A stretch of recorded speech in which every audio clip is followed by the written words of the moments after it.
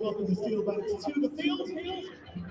We're joined by our golden ticket winner and our guard of honour to welcome teams to the field are the Super Ones. A warm welcome to each and every one of you.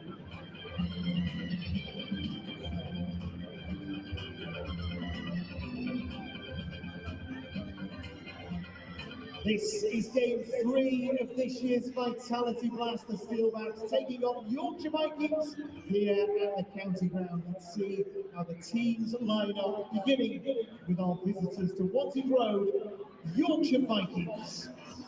Wearing 66 for Yorkshire, Joe Root. 29, Darwin Bauer. 94, the Vikings captain, Shan Masood. Wearing 23, James Wharton. 2 and wicketkeeper Donovan Ferreira.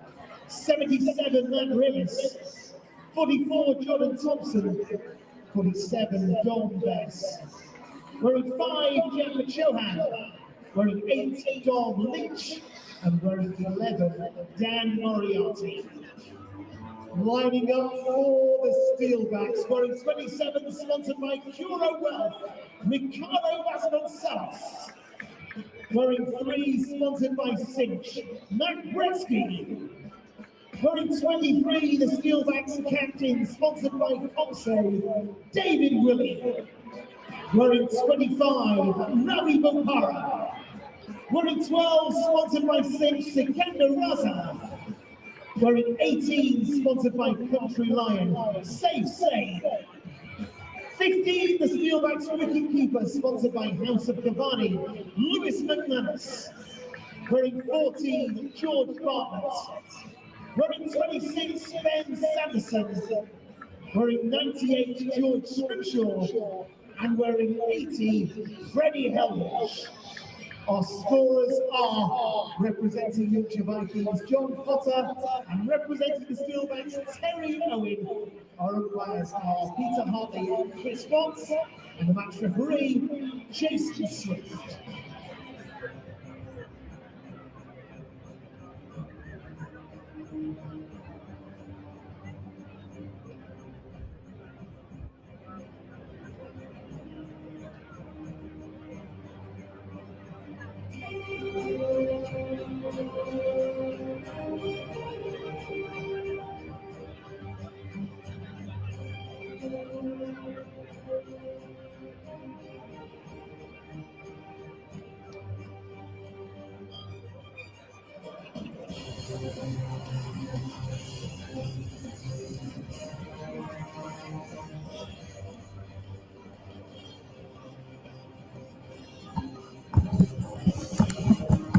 Good afternoon. Welcome to Northampton Wantage Road in the T20, the Vitality Blast. We've got the Northampton Steelbacks versus the Yorkshire Vikings. The Vikings won the toss and elected to have a bat first. My name is Dan Jadzivic's Three's company today. I'm joined by Chris Little and I'm joined by Joe Gardner as well. Welcome both to the box. How are you both? Yeah, I'll go first. Yeah, no, thank you for having us here. I'm looking forward to watching my first live game of T20 this year. So, yeah, looking forward to hopefully seeing Northants get another win on the board. And Joe, fresh off a victory at Wantage Road. Yeah, our first ever victory at Wantage Road as a Sunriser in our last game here. So, yeah, I'm pretty good. Yeah, points on the board. And hopefully the boys can back it up. Yeah, a nice way to sign off. As I said, the Vikings won the toss, elected to have a bat first. Shan Masood, the captain. And they will line up as follows: Joe Root, Dawid Malan, Shan Masood, James Wharton, Donovan Ferreira, Jordan Thompson, Matt Revis, Don Bess, Jaffa Chohan, Dom Leach, and Dan Moriarty. The Steelbacks, Vasconcelos, Bretsky, David Willey, the captain, Ravi Bopara, Sikandar Raza, Safe Save, Lewis McManus, George Bartlett, Ben Sanderson, the change from the opening 2 games. He's coming in to replace Rafi Weatherall, George Scrimshaw, and Fred Heldrick. Northants 2 from 2, the Vikings 1 and 1. How have the pre-match notes and preparations gone ahead of this one? And you've got a change of outfit as well, Liz, from the last time I saw you here at Wantage Road. Yeah, I had to tune back into the men's game, so just seeing what's been happening. I did message James Maybe, the analyst, just to get a bit more information sent over. So I've got a couple of stats to reel off at some stage, so I'll keep them up my sleeve for later on. But yeah, no, all good, thanks. it's change of outfit, enjoying the new role with England women. We just won a series against Pakistan, so it was a good one to be part of. I've seen some exciting cricketers, coming through as well. So yeah, it's been good. Fantastic. Well, it's good to have you back. And Joe, obviously we spoke about your win, opening the batting as well. It's going pretty well for you this year. Yeah, slightly different role for me in the T20s for Sunrisers this year, but yeah, I'm really enjoying it. I'm obviously still quite new, still quite a new skill for me, so trying to learn as much as I can as the games go by. But yeah, thrilled to have the opportunity, and obviously good that we've got a couple of wins on the board as well. Good news. Well, the players making their way out to the middle, following the umpires. Where's your money, Lids, with all of this pre-match analysis and all these extra notes that you've picked up from James Maybe?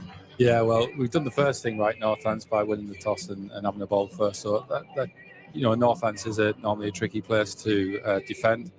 So hopefully we can restrict them, or Northants can restrict them pretty nicely in this first innings, and then have a total that they can feel comfortable chasing. So I definitely think the toss doesn't play a vital part, but it does help towards securing a victory, I suppose. Yeah, absolutely. The stream powered by Daffabet here at Wantage Road. You can get in contact with us throughout the course of the afternoon. The live chat on YouTube is up and running. You can get in contact on Twitter at NorthantsCCC or via email stream at nccc.co.uk.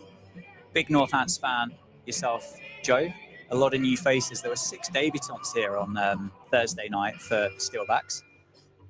What have you made of the business over the winter, and how have you made of the start for the 6 of them as well? George Bartlett, I think we can probably exclude. I don't think he hasn't batted yet, has he? Yeah, no, he's had a bit of a TFC as Bartlett, hasn't he? But yeah, I really like the little shrewd signing of Ravi Papar on a 1-year contract. He's had his part to play, hasn't he? With both bat and ball in the first couple of victories. And I'm sure that that kind of consistency is exactly what they want from someone like him. And then obviously, Bretsky got his first 50 of the comp the other night at Trent Bridge and looked really powerful in doing so at the top of the order, just reinforcing that. Having Chris Lynn the last couple of years, he's coming to do that role. And obviously Sikandar Raza as well, so experienced. Well, this isn't the worst matchup in world cricket to start with this afternoon at Wantage Road. We've got David Willey, the Northants captain, in to bowl from the David Capel end, and Joe Root on strike. Dropped into the offside. Malan says no. That's Beretsky into the action straight away. And Sikandar Raza as well. I think the signings have been superb. Ravi's going to bring a wealth of knowledge and calmness. You've got, obviously, Dave Willey, second year back. He brings energy, and the way he goes about playing his cricket on the front foot is infectious for the group. And Raza, as a class act, he's played franchise cricket and he's performed well at international cricket as well. So, yeah, it's real good signings. Oh, straight through Joe Root. The swing with the new white ball back into the batter. Vasconcelos, the man in the cordon, stands there with his hands on his head. He can't believe it. The 2 fielders outside the 30-yard circle for Northants. One is at deep square leg. The other, George Scrimshaw, down at deep third. The rest of the field, we've got a backward point, a cover, a mid-off and a mid-on, a mid-wicket. And that's Fred Heldrick just round the corner at short fine leg. Joe Root advances. Drops that one into the leg side, gets off the mark and opens Yorkshire's account. Something quite special when Joe Root comes to town, isn't there? Yeah, there is. I remember watching him. He played an innings in the 100 last year at Trent Rockets down at Lords, and it was phenomenal. The way he was striking the ball to all parts, it was just next level. You associate more with Test cricket, but he's got the capabilities to play every format and change gears. He's a class act. So it's good that he's here and we'll be able to watch him live. We've got Milan at the other end as well, so formidable opening partnership here. Fortunately, with Lyth missing out due to an injury or something in the warm-up, so being pumped up. Big drive from Milan, doesn't time it. Top hand comes off the bat, gets off the mark straight away. Yeah, it's a formidable opening pair, Root and Milan. Milan, one of the few England batters to have 100 in all 3 formats. And there was a when Joe Root and Dawood Malan were having a hit in the cage beforehand, probably about 3 or 4 people deep, kind of just peering into the cage, watching the warm-ups, just waiting for the photo or the autograph as they made their way back out. That's great to see, isn't it? Big shot. Freddie does really well at short fine leg. I think that's just spun on Heldrick there. Gone quick there. He's just indicating on the camera there. It's almost snaked on him across the outfield. 3 for no loss after 5. Root on 2, Malan on 1.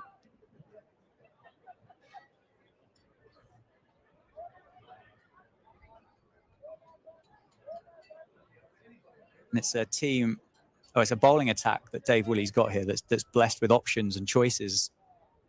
Got so many different bowlers in this lineup. I think that's key to a successful bowling squad. Really, is having variety. When you play and you want variety in your bowling attack, you know, left arm spinner, off spinner, leg spinner. You know, if you can pack it with variety, it makes it hard to line up. Whereas if you've got quite a lot of right arm seamers, it's almost like one after the other type thing. So I think when you're putting a team together to go out and bowl a team out, variety certainly does help. And it's nice to see Ben Sanderson back as well. This is definitely his end in T20 cricket. Not so much in Championship cricket, where he wants to come in with a wind behind him, run down the hill slightly, so he normally makes it talk with a white ball from his end. So this will be a good test for the Yorkshire batsman. Yeah, he takes the Lynn Wilson Centre on loan, doesn't he, from Jack White for the Blast. Missed out on those first couple of games as his partner celebrated the birth of their child. So congratulations to the Sandersons. And he's back into it, and this white ball is going to nibble about for Ben Sanderson. Dawood Malan on strike. That's just nibbled about, isn't it, from Ben Sanderson? There is something about this end that just offers a little bit more nibble or bounce in white ball cricket. And the other end seems to skid on a little bit. It's what we spoke about before last year. It's just making sure that we're using the wicket this end, sort of standing the seam up in a way, just letting it do its work. Still the first slip in place for Sanderson and Northants. Vasconcelos in the cordon with McManus. There's a big shout for LBW. I think it's probably pitched outside leg. Umpire says no. Speaking of the pitch, though, probably be a good idea to ask someone that's already batted on it today. Yeah, what did you make of it? It was a little bit. Well, you bowled on it as well, to be fair, didn't you? Yeah, I did. Got a little token over, didn't I? Yeah, it was a little bit tricky. Like it was quite slow at times, and it felt like when the bowlers changed their pace and used their variations, that it was quite tricky coming on. Quick single. They're going to take on save. Does well, actually, to kind of throw that around his body at the non-striker's end.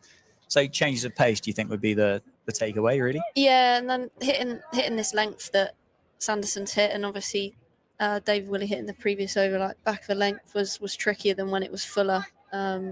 Certainly when I was out there, and seemed to be across the course of the game. So I'm sure it's going to plan so far for the Steelbacks. It's been a good start. 9 balls have been bowled, and Yorkshire are 5 for no loss. Sanderson bowling at root for the first time in this game.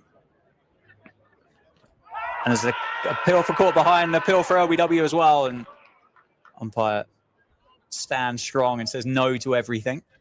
And what about like the scoring zones as well that you would have exploited and experienced last year out there? Yeah, well, obviously, strength of mine is trying to go straight. So I'm always looking to go straight. Feel like that's always in the game. When it's like that, especially when it is like a little bit slower, just waiting for it that little bit longer.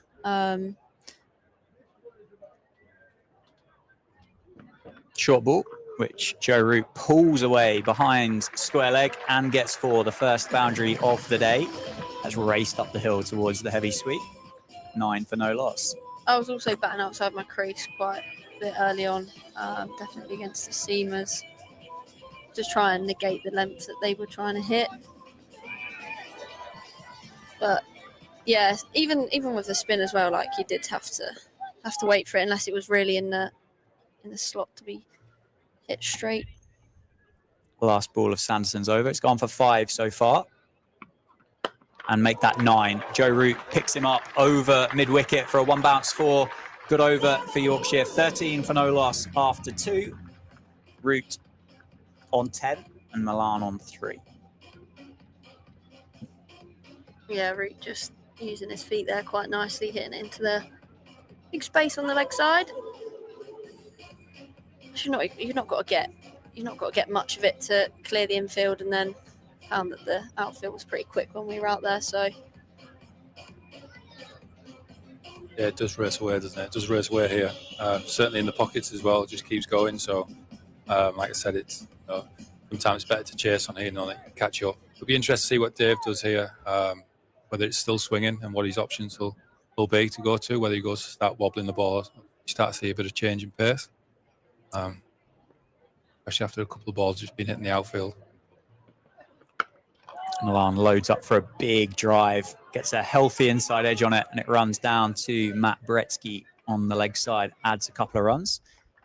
Would you expect it to keep swinging, or is it like are they consistent, these white cricket balls, or could they stop after a couple of overs? And yeah, they could certainly stop after a couple of overs. I think it's not a bit of a lottery, but some balls do swing a little bit longer than others. Obviously, it depends on how often they get hit out into the boundary or into the outfield and what the square's like and stuff.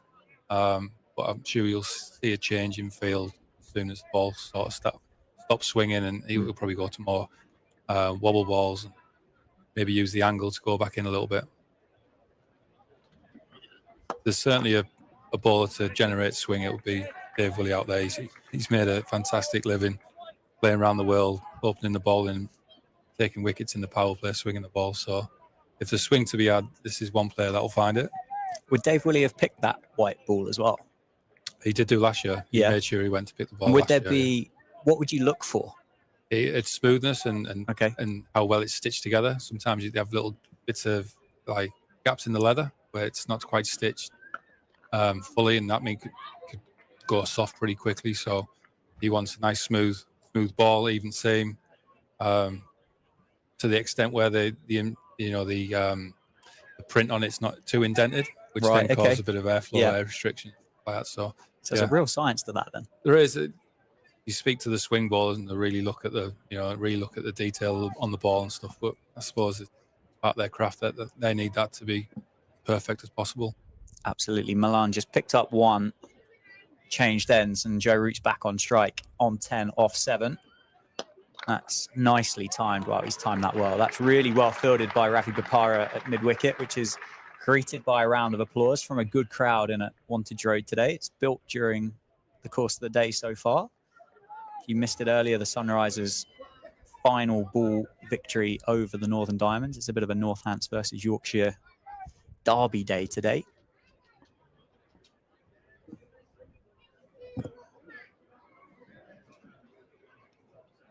Short ball, pulled away. I don't think Joe Root's going to miss out on many of those. Gets it behind square, as he did with his first boundary of his innings, and picks up another one. He's 14 off 9 now, and the score's 20 for no loss after 2.5. Nice playing in front of your home crowd as well, Joe. Yeah, it is. I've loved every time I've played out there, to be fair. I don't know how many times it would be in total. The Sunrisers probably like 5 or 6. I've played the Northants here a couple of times as well. But yeah, it's always good fun. Last ball of David Woolley's second over. That's timed nicely through mid-wicket again. It beats Ravi Bopara this time. Joe Root's going to look for a couple. Milan's going to come back, and it's going to be 2 runs to finish the third over. So 22 for no loss after 3. And Chris Liddell, that's been a good start for Yorkshire. Yeah, they've played some lovely shots. I think the short ball looks like it's not as threatening. It seems a pretty true pace pitch at the moment with the ball still quite new and skidding on. I think there'll be a difference when the ball gets a bit older and it's a bit softer as to how well it reacts off the surface. But we've got 2 class batsmen out there. I think the quicker Northants get a wicket, the better, really, and start changing. The last thing you want is these 2 getting comfortable and then taking advantage of all bowlers, really, rather than having to start building in.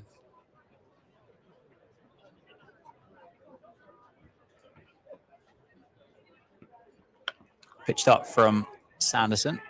Milan tries to hit that one out of Wantage Road, gets an inside edge on it and does pick up one. It's Joe Root back on strike. How much does it change as well with the personnel? David Willey, I'm pretty sure bowled 2 up top against Derbyshire, but then Rafi Weatherall bowled 1, was taken out the attack. Scrimshaw bowled 1 and was taken out the attack. Sikandar Raza bowled 1, and obviously Sanderson's bowling 2 here. Willie's bowling 2 here. It does, I guess, the personnel does actually change the tactic of the game quite a bit. Absolutely, yeah. Ben Sanderson's opened the bowling for Northants for years, and it's at his best when he's got a newer ball in hand that's going to nip around and the odd one might swing. So you want to make full use of that. He's going to challenge the batters. Oh, bit of a crowd catch there for Chris Liddle, maybe. Yeah, I was nearly up there. I thought it was a cotton ball coming, but turned out to be a good stop. Well fielded off his own bowling. I don't know whether he looked like he might have taken or tried to take a bit of pace off that one. I'm not sure. Nicely timed by Joe Root, who has hit the ball well so far in this stay of 16 off 11 balls. Ben's got a good knuckleball that he uses in the power play because you can still stand the seam up with it. Gets a bit of in drift, so it did look like he tried to take a bit of pace off. Slog sweep by Root. 1 bounce, 2 bounce, and another 4. And it's going to bring about a change in the field as well.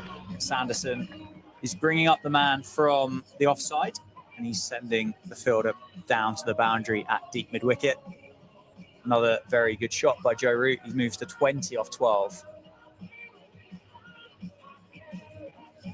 3.3 overs into the innings so far.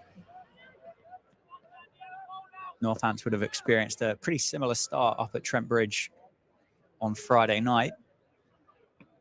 Knots raced away. Joe Root drops it into the leg side. He's going to look for 2. Has he weighted it well enough? He hasn't. Vasconcelos does well to cover that off. Make sure it's only a single.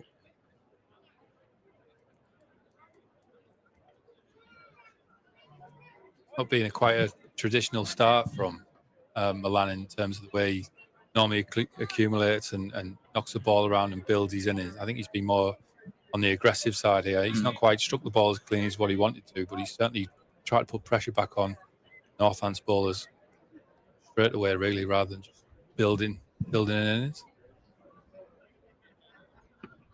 Yorker from Sanderson.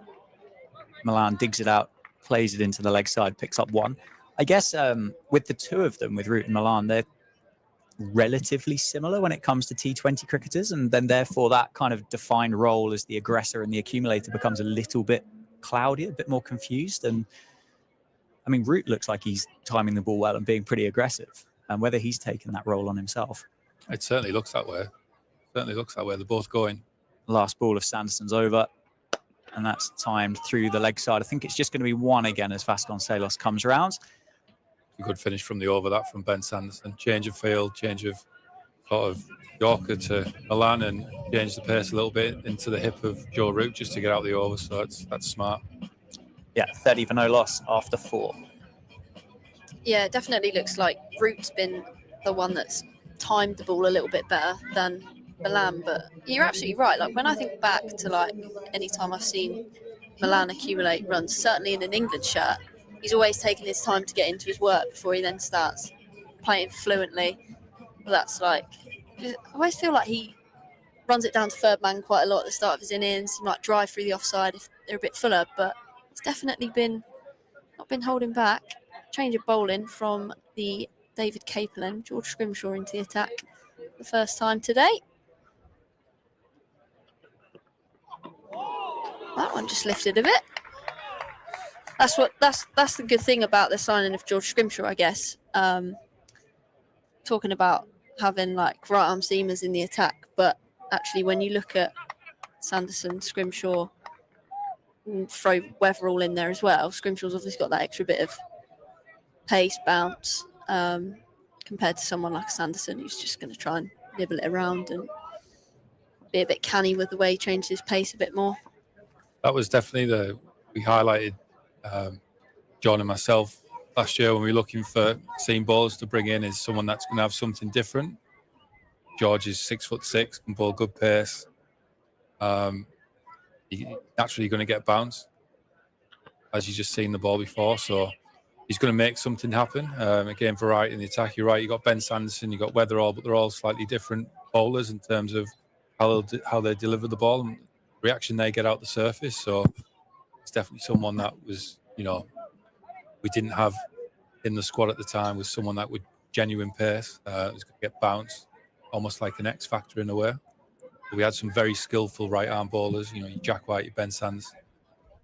Very skillful bowlers that'll challenge the batter's forward defence. So I think he's been a great addition to the squad. Brought a lot, and he's an international cricketer as well. Yeah, absolutely. Made his debut up at Trent Bridge last year against Ireland, didn't he, George Scrimshaw? David Malan on strike now, the left-hander. Comes in, short ball, mistimed. It's come off his thigh pad, potentially, and ran down to fine leg. Yeah, as signalled by the umpire, leg buys, and they come through for a single. I think this is where we might start seeing the indifference in the surface, whether it is a bit stoppy or it's not quite as true, with Scrimshaw smashing the ball three quarters of the way down and seeing how it reacts, rather than Dave, who's trying to get the ball to swing and pitch it up, skid the surface.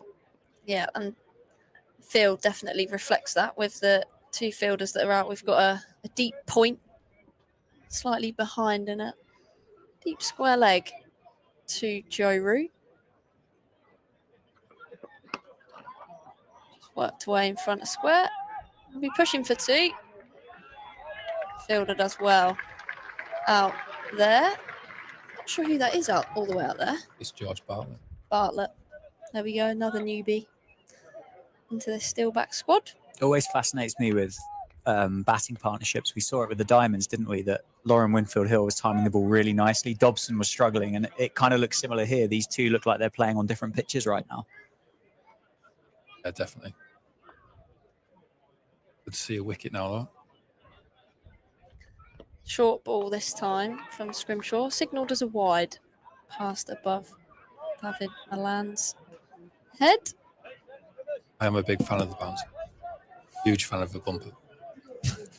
Yes, definitely something that if you've got the skill set to exploit, you gotta back yourself and do it. But slightly missed his missed the accuracy there, did Scrimshaw, but potent weapon.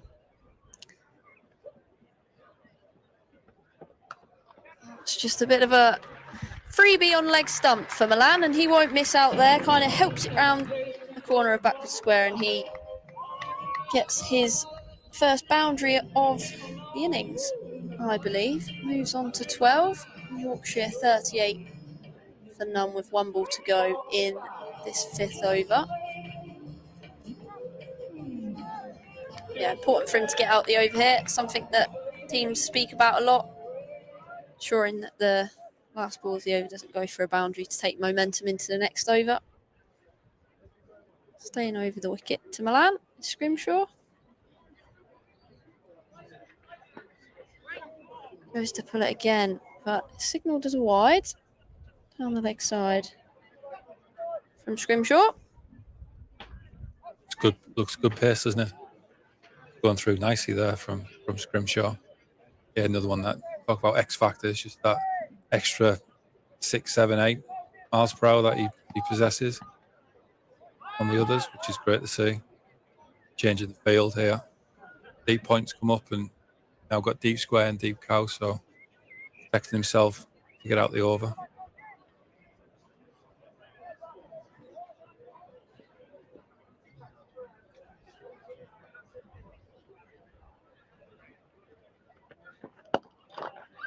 Like a bit of a slower ball there. Quick single. They come through. Just shy at the stumps. Yeah, just one off the final ball of the fifth over. Yorkshire 40 for none. Root 24 not out. Malan 13 not out. Going at a run of ball. He'll keep the strike for the final over of this power play. Looks like Ben Sanderson's going to have his third over from this Lynn Wilson centre end. Did so well last year in the power play for the Steelbacks. I think he had second highest dot ball percentage in the country for bowlers that had bowled over like 200 balls. I think it was only Craig Overton, obviously part of that Somerset winning team, had a better dot ball percentage than Ben Sanderson. Good to see him back out there today. So Milan on strike, 2 fielders out, again, deep mid-wicket and a deep square. So the same as what we had for that final ball of Scrimshaw's over.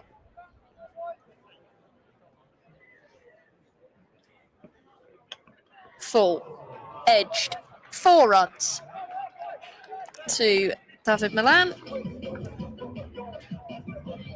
Gotta hate that, haven't you? Not done much wrong there. Not done much wrong there. Thick edge for 4. Tough as 3 overs in the power play. Ben certainly got the skill set to bowl it.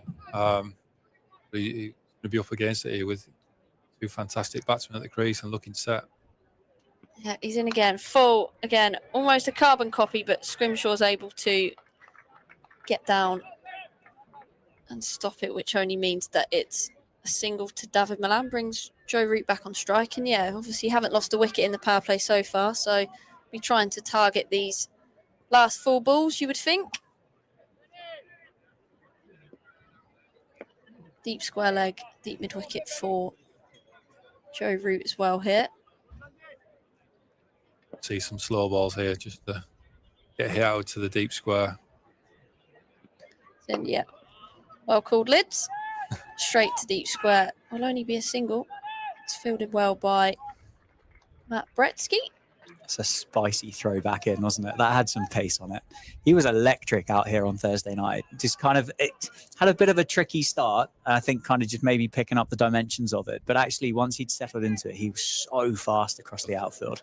He looks quick. He looks full of energy in the outfield, which is great to see.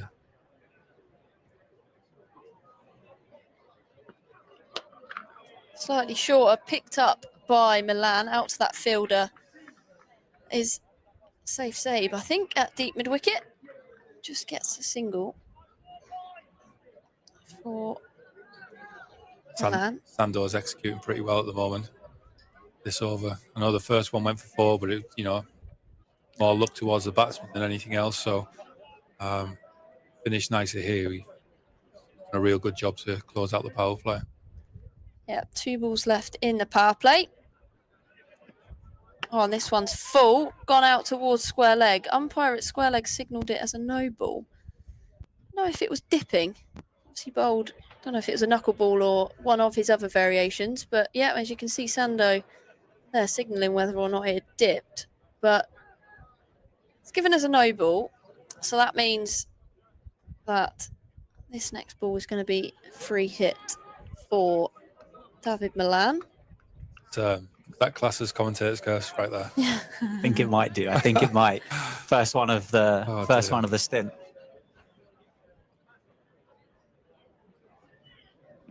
It's gone full. It's well bowled from Sanderson. Shy at the stumps, but they'll come through for a single. Executed his Yorker pretty well there, but Milan dug it out and they came through for a single to mid-on. So 1 ball left in the power play. Yorkshire are 51 for no wicket. So it's a pretty strong platform that they've got from these 2. Hopefully Ben Sanderson can close it out now. Final ball coming up. It's pretty, it's so well timed actually from Root. He's got it just wide of the man at mid-on who won't get there. So Yorkshire finish with a boundary to end the power play. 55 for none. That was some classy timing from Joe Root, much like you would see in the international arena from the England batter. He moves on to 30. Yorkshire 55 for none. He didn't play much, did he, for Rajasthan in that year of the IPL? Spent a lot of time running drinks, which sounds like the biggest insult in world cricket. But he spoke so highly about how much he learned whilst he was in the IPL, and said how good preparation it was for the Test summer ahead. And you kind of look at this and you think, oh, the pitch is a little bit sticky, a little bit slow, and he's come out here like a freight train, like 30 off 20. Milan 20 off 17. Not exactly hanging about, but it's making it look a little bit harder than Root at the moment. Yeah, absolutely.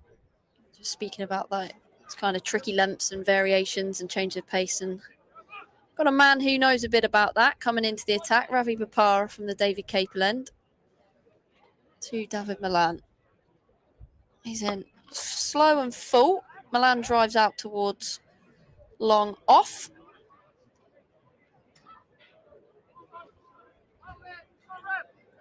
Yeah, you just see there Ravi Bopara, mid-60s. Gentle seam. 5 out, we've got deep cover, long on, long off, deep backward square, and deep mid-wicket. For Root, no one saving 1 on the leg side. Bopara's in, pulls out towards that man at mid-wicket. I think they'll only come through for a single. It's been pretty economical so far for Northants this year. 1 for 21 against Derbyshire here. First home game. 1 for 27 up at Trent Bridge. That's what you can expect from him, isn't it? Just try and dry it up a little bit in the middle overs. Yeah, he's a very, very skillful bowler, is Ravi. You see him hiding the ball there. He'll have a mix of off cutters, leg cutters, knuckle balls, the odd quicker one. It won't be too far away from the stumps as well, so he's very skillful. Yeah, plenty of variations in his locker. Hiding the ball there. As Chris Liddle just mentioned. Into Milan. It's down the leg side. Signalled as a wide. It was the stat that I'd been wanting to bring out prior to commencing of the tournament. Ravi Bopara didn't bowl a single wide in the entirety of the blast last year. His first ball for Northants against Derbyshire on Thursday. Bowled a wide. Couldn't believe what I was seeing on the stream. Yeah, and into the pitch. Milan steers that out towards wide long on. Looks like they'll come back for 2. Yeah, just about. Joe Root makes it in the end. It's Bretsky doing the fielding out there.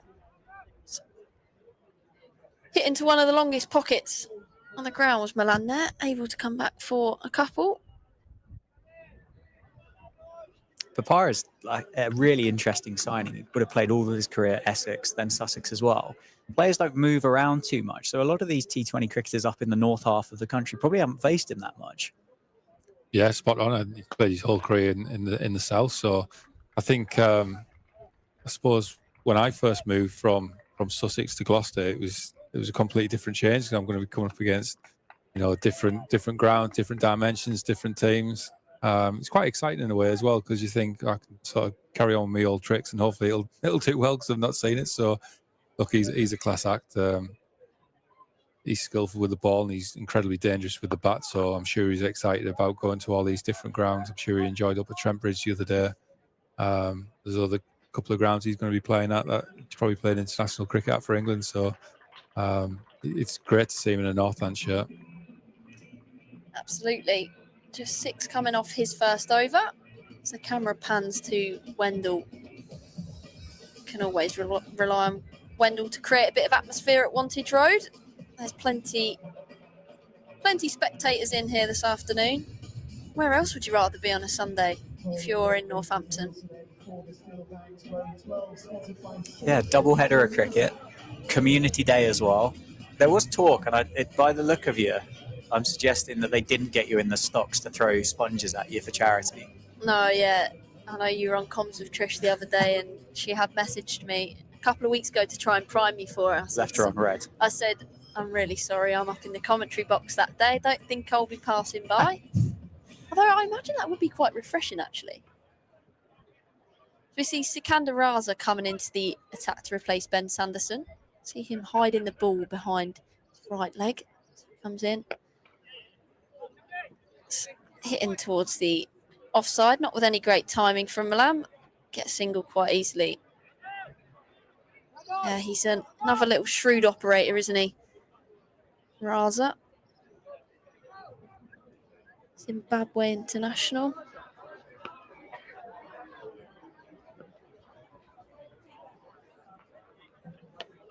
Into Root, who's able to help that round a corner back with a square, but it will get cut off by Matt Bretsky. Just come through for a couple of runs. I think this matchup in particular come up with a really good argument. Maybe these are the two best T20 players that currently aren't at the World Cup right now.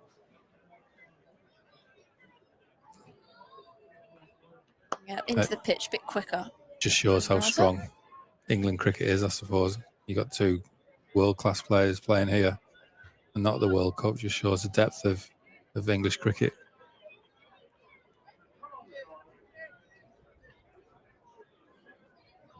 Yeah, they're going along quite nicely. Steelbacks hunting for a wicket. Raza in, playing a miss from David Milan outside the off stump. Good change of pace there from Raza. You can see him also hiding the ball just behind his back as he runs in. Changed his pace nicely there. It was a bit of a thunderbolt, really, compared to the other ones. 73 mile an hour on the speed gun. Yeah, much slower this time. That one was timed very nicely from Milan. Probably one of the most well-timed shots he's hit today. Straight out to that fielder on the deep cover boundary. Comes through for a single. Again, another tidy over here from Raza, backing up Bapara's over. Can he get out of it here without a boundary? Yeah, that one will just be a single into the leg side. Shovelled by Joe Root. So a good couple of overs for the Steelbacks, but still no luck in finding a wicket. Yorkshire 67 for 8. 67 for none at the end of the 8th over. 67 for 8. Cool. Sounds like something that would happen at one of the Durham scorecards. See, they've not started too well in the Blast this year. Ouch. Don't hold your punches, Joe, will you? Oh, it's true though, isn't it? Wow, look at that queue for the ice cream van. Yeah, there's the place where you want to be at Northampton right now. I could go with a little Mr. Whippy with a little flake on top. That'd be perfect. Didn't get any post-match food, so I'm actually quite ravenous. I can't lie. Did you know the food was nice as well? Oh, gutted. Bapara in. Hit out towards that fielder at deep mid-wicket. Oh, and it's a brilliant catch. Great catch. Fantastic work by the man in the deep. I think it was George Bartlett, was it? Yeah, it was. Yeah, George Bartlett out there, deep cow. Good bit of footwork to bring the ball back in. Let's take a look at that again. It was into the pitch from Bapara. Pulled by Root. Clings onto it. Realises he's going to go over. Pops it back. So calmly as well from George Bartlett. Vital wicket. Just to dismiss Joe Root. So a good couple of overs there. Without a boundary. Building a little bit more pressure on the batters. So Root has to go. 35 off 25 for him. Bapara gets his first wicket of the afternoon. Yorkshire 67 for 1. As you said, it's been a really good couple of overs for Northampton, hasn't it? That rate's just started to drop a little bit. Still just over 8, but those last 2 overs just going for 12 and then picked up the wicket of Joe Root. You just always want to say it, don't you? But you look up and he's on 30. And it was exactly like one of those innings. It's an open goal and it had to be taken. But the breakthrough for Northants, James Wharton, then the new batter for the Vikings, scored 145 runs last year in the campaign. Bapara into bowl. Through James Wharton, straight through him. Bapara's on a hat-trick. The big cellos from Ravi Bapara. And gets back-to-back wickets. James Wharton just trapped on the crease, I think, there, and it's gone straight through him. 67 for no loss turns into 67 for 2 in the blink of an eye.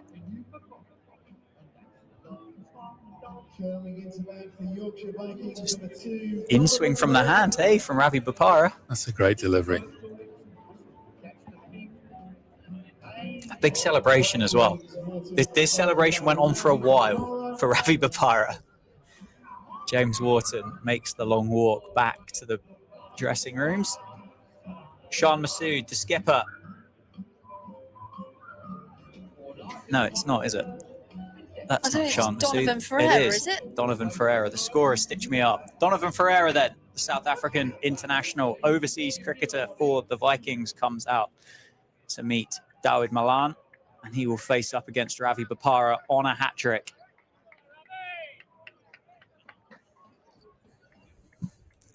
Call it. What do you reckon?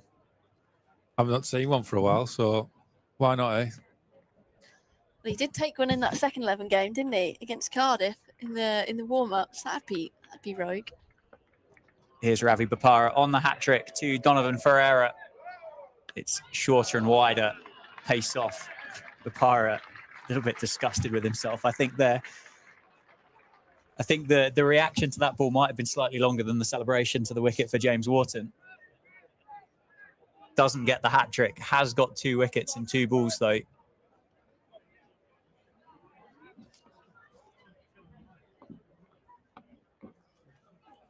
Couple of T20 international caps for Donovan Ferreira. Full toss from Bopara. Ferreira takes the single down to long on, gets off the mark. So 2 balls left in Bopara's second over. He's 2 for 7 off 10 balls. Big change in the field as Dawid Malan gets back on strike. Do you know much about Donovan Ferreira? No, I don't know. Not done my research on him, unfortunately.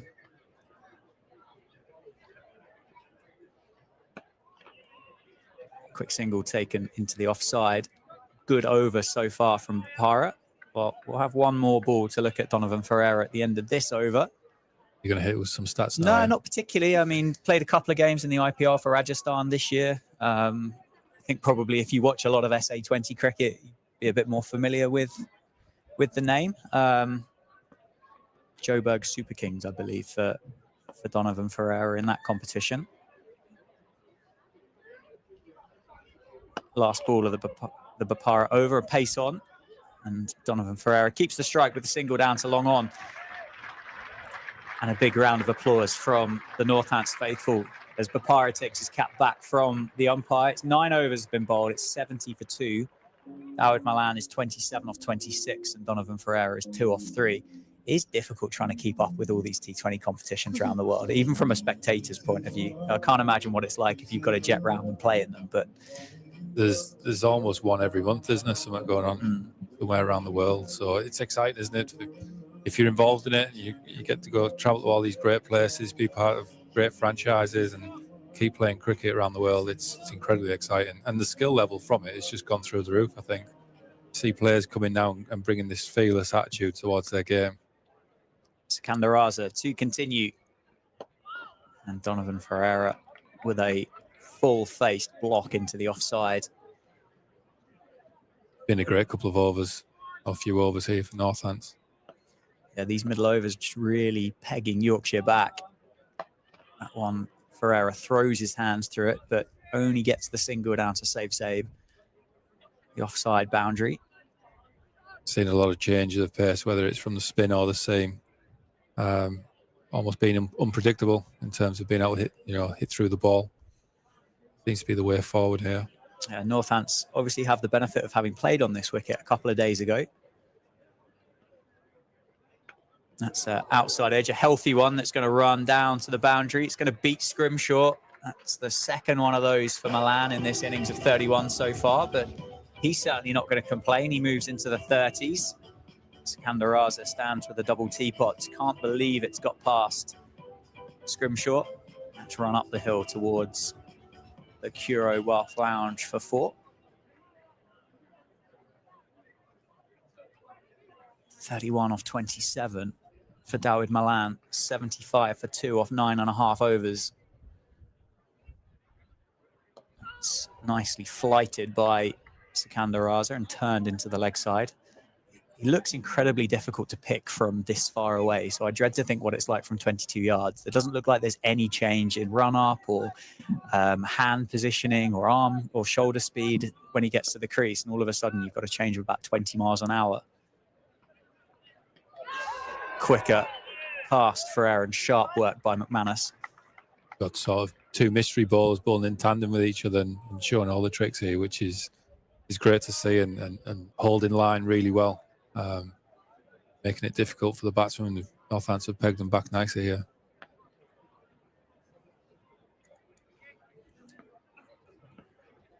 Last ball of Raz is over. That's a big swing by Ferreira, but it's through to McManus. That was another quick delivery by the Zimbabwean. And after 10, the halfway stage, the Vikings are 76 for 2. After 7 overs, they were 61 for no loss. So just to highlight how good those 4 overs have been, 2 wickets for the Steelbacks, only going for 15 runs. Did it get easier the longer you spent out there, or was it just consistently? Did you see how I went down? Hey, I'm just teeing you up for questions, Joe.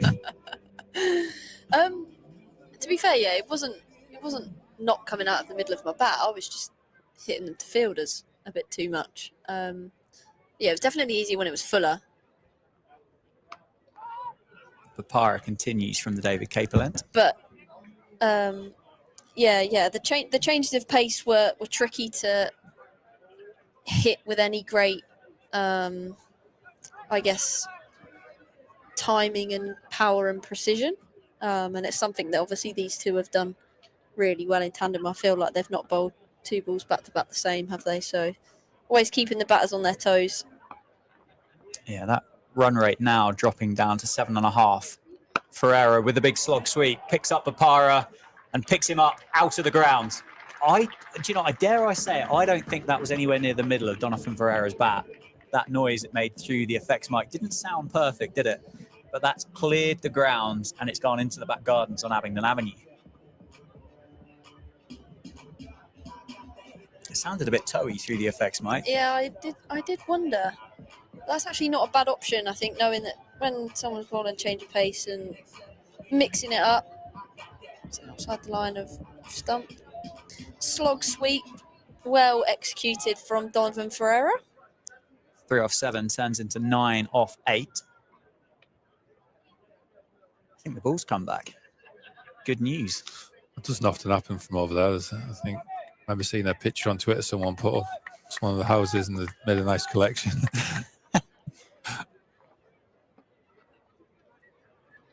Ferreira on strike, just got that 6 off Bopara. Is he going to go again? He is. I think he's got a little bit more of that one. Bartlett, who was brilliant earlier on with the catch to get rid of Joe Root, quickly just watched that one go straight over his head. And that good work from Northants over those last 4 overs is just getting a little bit unstuck here by Donovan Ferreira. 15 off 9 for the South African. Yeah, that one was right in his arc, wasn't it? Able to just swing through and help that over into the Memsab tent, I think. Back-to-back 6s. What can Ravi Bopara do? That's gone up. There's going to be a chance for a catch here. And it's gone. It was simple in the end. Covered some good ground to get round to it.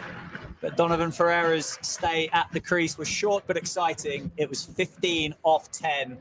And Ravi Bopara, having been hit for consecutive slog sweep 6s, hides the ball a bit further outside off stump and picks up the wicket, caught at long off. Donovan Ferreira's gone.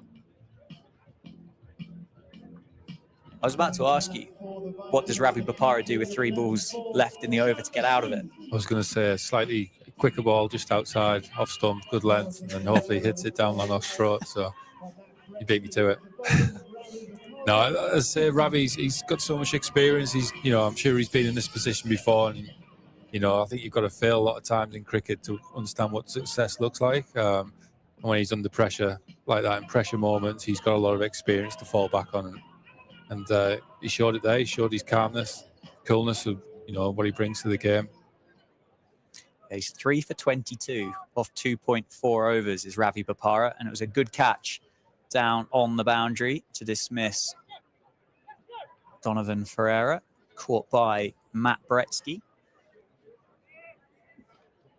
Shan Masood, the Yorkshire captain, he won the toss earlier today, elected to have a bat first here at Wantage Road. Joins Dawid Malan in the middle. Malan 33 off 29. There's 2 balls left in Bopara's third. 89 for 3 off 10.4 overs. Shan Masood plays that one up too long on for a single to get off the mark straight away. Batted well here last weekend in the championship, picked up 100 and a 60 in the first innings as well. So we'll have recent happy memories of Wantage Road, albeit a very different competition. Last ball of Papara's third over.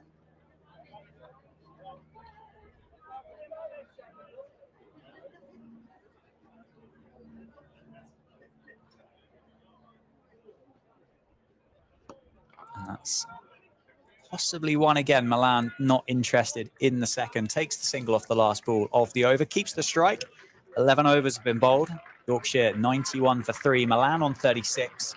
Shan Masood on 1. I think it was obviously a clear plan from Yorkshire to go right and left for as long as possible, with a slightly shorter boundary on one side. You can see here where it's such a big hit now over towards the old scoreboard over here to get your boundaries. I think hopefully Northants be a bit smart with that when it comes to where they want to get hit to, with 2 lefties in now. Sikandar Raza continues. Papara and Raza have bowled in tandem since they've come into the attack, and that one quicker, almost a Yorker from Zimbabwean spinner. No Fred Heldrick so far. Scrimshaw's only bowled the 1 over. Safe Save got 3 for 12 up at Trent Bridge, and he's not been called on just yet. David Willey's got 2 left. Big slog sweep from Milan, and that's turned and beaten him. Well, that's great for David. I mentioned before about having variety in your bowling attack. He certainly got it. So we'll go to who he sees next best to go, I suppose. But, you know, Sikandar and Ravi have done a tremendous job here. I think it'd be fair to say, as you've said a couple of times, pace-off was successful earlier today, and those pace-off deliveries from the seamers on Thursday night seem to provide a little bit more success as well. So whether Dave Willey looks at Fred Heldrick next rather than going back to a seamer, or even the left arm finger spin of Safe Save as well. It wouldn't surprise me if he goes Freddie from the David Capel end, obviously with a bigger boundary. Out to the leg side now with the lefties in. Make them go across it. Certainly be a great option. It's brilliant by Raza. Masood here just struggling at the start of his innings. This over 4 balls has just gone for 1 run from Sikandar Raza. He's 0 for 13 off 2.4. Change in the field as well, giving Shan Masood pretty much 1 in the leg side if he wants to take it. David Willey comes across to extra cover, and he does take that vacant space in the leg side. There's a call of 2. Milan quickly realised that wasn't going to be on. That's Bartlett again doing the fielding down on the leg side, who's quick across the outfield. 93 for 3 off 11.5 overs. Milan back on strike on 35.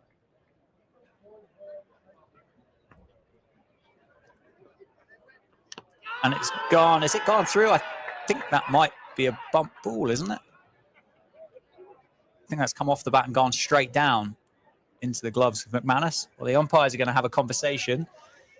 Raza and McManus were convinced. Milan's gone nowhere, but we will get a replay and see if we can pick it apart. It's a tremendous catch from Lewis behind the stumps. I can't quite see if it was a bump ball or not, but well, I think giving that out. Yeah, it's been deemed a bump ball anyway. It never looks brilliant, does it? Like when it is that quick. But hey, I mean, it could well have got to Dawood Malan on the full and actually just edged straight down into the gloves of McManus. It's really hard to tell from the replay. I think that's bounced, but I'm prepared to be proven wrong if either of you two think otherwise. Anyway, 12 overs, 93 for 3. Milan on 35, Masood on 2. It's difficult to have any kind of conclusive evidence from up here, isn't it? But it's definitely a nick, that is for sure, and it was sharp from behind the stumps from McManus. Ravi Bopara into his 3rd over to Shan Masood, who drives this down the ground. 2 long off. Another brilliant over there from Raza. Only it's just a 2 runs from it.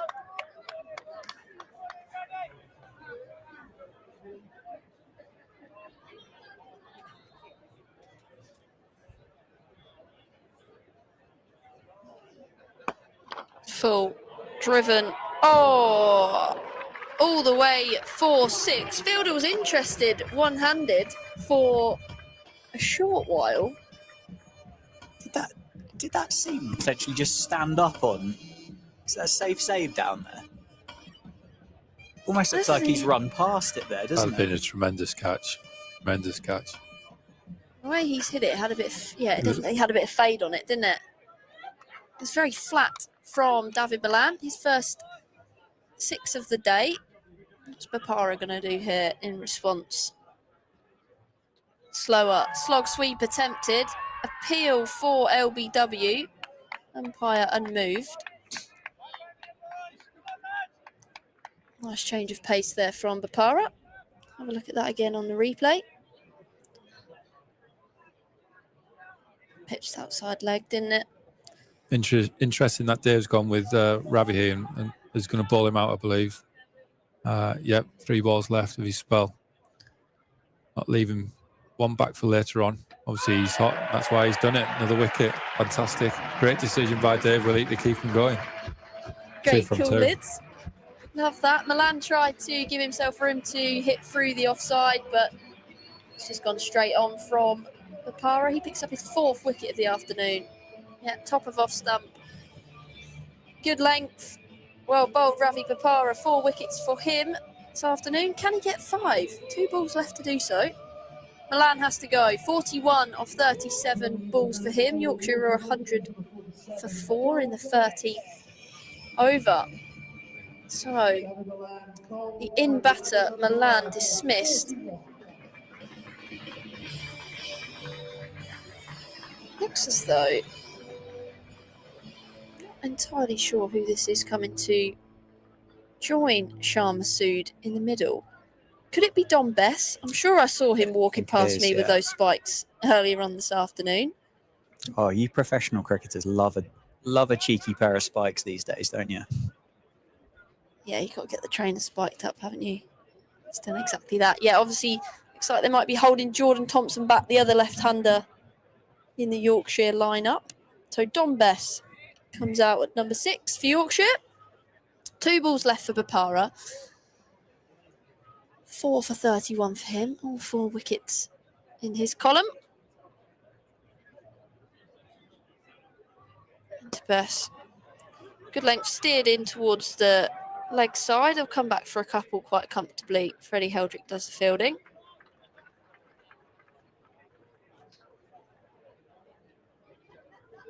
I wonder how many times Dom Bess has batted at 6. Do you know if there's anybody in world cricket that would have that information available to them, Joe? I reckon you'd be the first name on the team sheet with that information. I feel like he usually comes in at like 9. Anyway, Bapara's in. Slower this time. Miscued off an inside edge up towards safe save at long on. So Bapara's spell finishes 4 for 34 from his 4 overs. Good reception from the crowd here at Wantage Road for the new signing. I was about to say, what a signing he's proving to be as well. Did get a chance to have a chat with him after the Derbyshire game and just said he was really excited to come up and be part of the team. Obviously a big change of dressing room and, as we spoke earlier, a change of location as well, going into the North group. I think was looking forward to the challenge of playing against some different teams and some different people. Spoke really highly of John Sadler, kind of took the time to go and meet him personally, which I think played a huge part in bringing him up to Wantage Road. Much like Bapara, looks like Sikandar Raza's going to finish his spell as well. He comes into Bess. Dot ball played back up the pitch. So yeah, Raza just going for the 14 runs off of his 3 overs so far. So these 2 have done an excellent job in the middle overs to squeeze the Yorkshire batters. Raza in again. Pace on this time. Steered nicely behind point, and that will go for 4 from Dom Bess. That was beautifully timed from Bess. It's a quicker delivery from Raza. He just waited, played it off the back foot behind point Fielder couldn't get there. No, Bartlett wasn't far away. That boundary just gets shorter and shorter, doesn't it? The further round you get to the Spencer Lounge. Absolutely. Hit out towards the offside. Again, I think it's going to be Bartlett to do fielding, but they come back for a couple. So Best moves on to 9 off of 5 balls. I did see, actually, last year, Don Best, he scored 42 not out in a game against Warwickshire. So he's no mug with the bat. He played in Zimbabwe's first-class competition over the winter, much like Alex Russell did.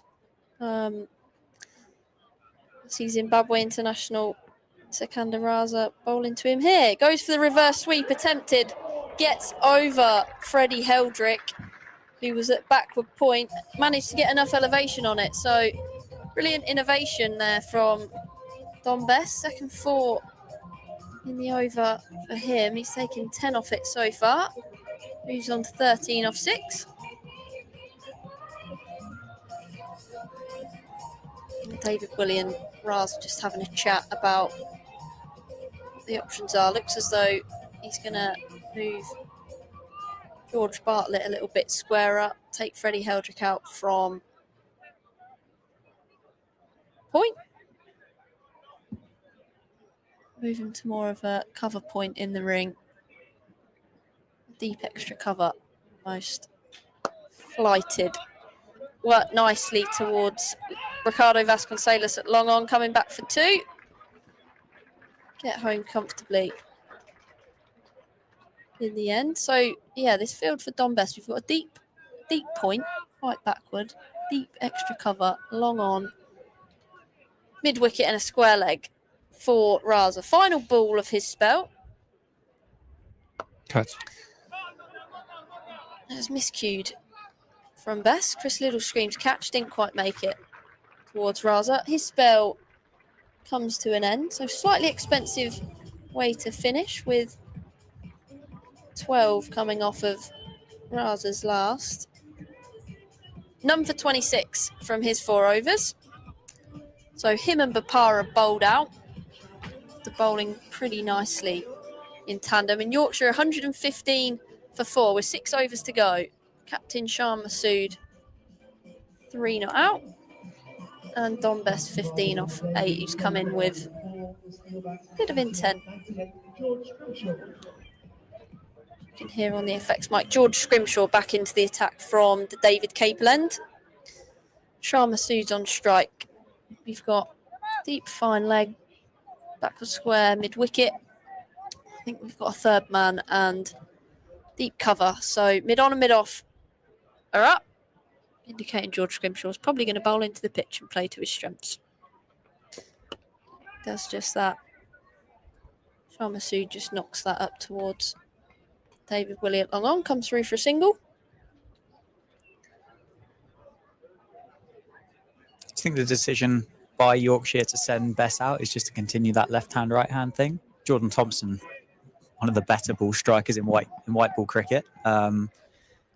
Or could it be a case of, do we keep Jordan Thompson back a little bit and make his job a little bit clearer?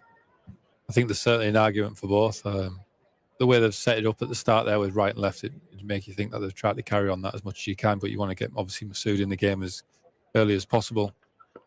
But yeah, Thompson's a dangerous player, especially when he's got the freedom to go out there and play to his strengths and really put pressure back on the bowling side. So it's certainly getting into Jordan Thompson territory in terms of overs. I think they've got to start putting the foot down a little bit here, Yorkshire. Northant's done a great job in pegging them back.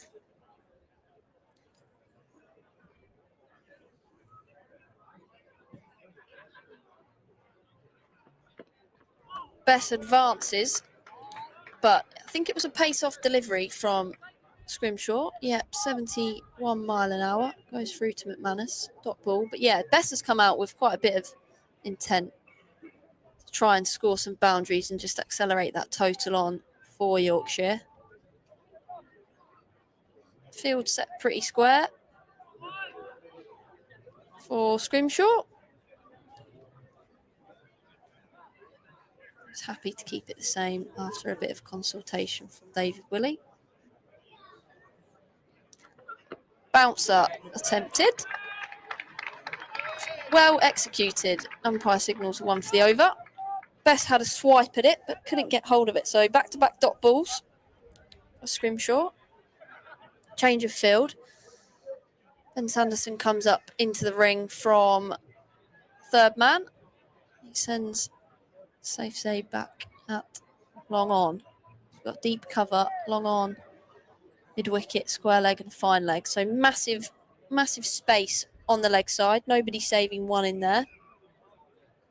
Be interesting if Best tries to use the pace. He's pretty good at using the pace rather than taking you down over your head as a bowler. So be interesting how he sets up here with short third in. The short ball outside off stump from Scrimshaw. Best just rehearsing that kind of uppercut that he's attempted to play there over backward point region. It was pretty wide from Scrimshaw, actually. I feel like he's done well to get away with the umpire keeping their arms tucked in. That's 3 dots for Scrimshaw. Final ball of the over coming up.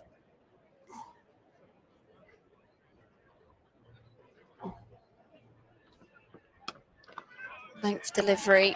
Just pushed off the back foot towards Bipara, extra cover. That's a brilliant over from Scrimshaw. Just the 3 runs coming from it, including that string of 4 dots, which doesn't happen too often in T20 cricket. Yeah, they've done really well here, Northamptonshire. We see Freddie Heldrick. Looks like he's coming into the attack now from this Lynn Wilson indoor centre end for his first over of the day. Bowling to Shan Masood. Going to have a deep backward square, mid-wicket, long on, long off, and cover. Nobody saving one on the leg side. He's got short third, short 45, backward point, and extra cover in the ring. Eldrick's in. Reverse sweep. Gets it over the top of the fielder, who were behind on the offside. 4 runs to Shah Masood. First ball for Freddie Heldrick. Reverse sweep. He bowled really well up here on Thursday night. Got given the thankless task of bowling the last over of Derbyshire's inning, which, as you could imagine, received a little bit of tap.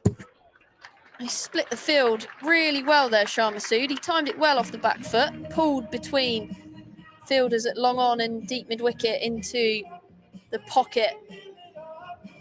It's a sweet crunch to bat of Shah Masood. So strong start to the over for him. Back-to-back 4s. What's Freddie going to do here? Got a deep point now. Long offs come up into the ring. Deep point, deep extra, square leg, mid-wicket and a long on. Tries the reverse again, but this time, let's cover there. I think it'll only be a single. Yeah, it was. Gets Bretsky doing the fielding out there again. And that's just hit the umpire on the back. McManus apologises. One of the nicest people in world cricket, isn't he, Lewis McManus? I'm not convinced he would have done that on purpose. No, maybe he did. Maybe we've got him all wrong. But no, he's a great bloke. Steps across, attempts to sweep. Does Bess. Dot ball again. Got that man out at deep point for the reverse switch hit. We already saw Don Bess playing the previous over from Raza. Cuts out towards that man at backward point. Comes through for a single. Dave's been really busy with the field here. I quite like this field we've got set with a deep backward point and a deep extra. The amount of times you see a decent ball get smashed between or just past extra cover, that goes for 4. They've got a bit of cover for that now, so it does allow Freddie to be a little bit fuller. It's pulled off the back foot into the pocket again by Masood. Come back for a couple of runs. So a healthy over for Yorkshire there. 12 coming from it. They move on to 130 for 4. These two just rebuilding a little bit. Masood's 15 off 9, Bessie's 18 off 15. 4 overs remaining in this Yorkshire innings. What do you reckon Yorkshire are looking for, team? 163 is where they would get if they carried going at 8.13. What do you reckon? I think 163 will be a good competitive score. It'll be a good chase to watch unfold. I think they'd want slightly more than that. Especially like Jordan Thompson waiting to come in and sort of get you them big overs. Scrimshaw continues. Pace off that's gone straight up in the air. Dave Willey can't get to it. Tom Bess gets one, gets down the other end. He's got a very good change of pace, Scrimshaw, and it's quite dramatic as well, isn't it? From what would his fastest be, George Scrimshaw's? Late 80s? I certainly don't think it'd be too far away from 90 mile an hour. And add that in with a bit of bounce as well. It always makes it feel a little bit quicker than what it is, but he's certainly high 80s, that is for sure. To drop down to low 70s there is a huge change. That's what you want, especially he's hitting roughly the same area on the pitch as well, so he's not giving too much away with it. That's a shorter ball and a slower one, but that's got the line wrong. It's just drifted down the leg side. 132 for 4 and 1 for the over signalled as well. Sean Masood on strike. He's 15 off 9. It seems like Northants, if Yorkshire have got hold of them and gone for 10, 15 run over, we've just been able to peg it back the following over, so being able to control things a little bit. Pace off again. Masood's picked it up and he's got plenty of it. That's gone all the way down to the Yorkshire dugout. 6 runs for the Yorkshire skipper. He moves to 21 off 10. And as you said, Lids, sooner or later, Yorkshire, if these two go well, they're not going to be too bothered about Jordan Thompson. However, you've got Jordan Thompson up your sleeve. You're going to want him in pretty quick if he's coming. Yeah, absolutely. You've got Revis in the lineup as well, another guy that can hit a long ball. Take your bowlers down straight. And Matt Revis, big strong guy, big strong Yorkshireman. So they're sat there waiting to come in, jumping at the bit, I'd imagine. I would have thought so. Scrimshaw into bowl. That's shorter again. Masood plays that down and around the corner to Sikandar Raza, a deep backward square for a single. Good over so far for Yorkshire. 9 runs coming off the first 3 balls, including that wide.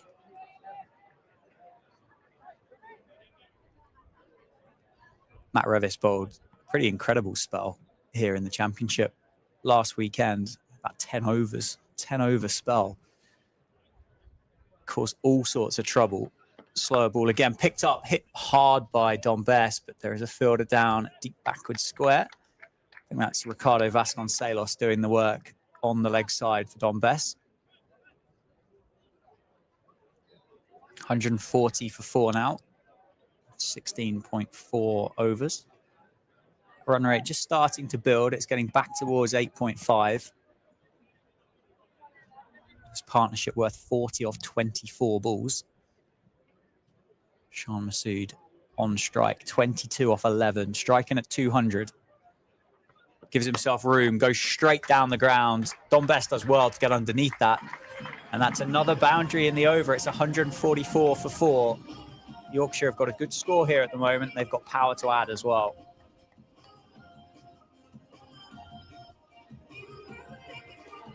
Scrimshaw none for 26 off 2.5.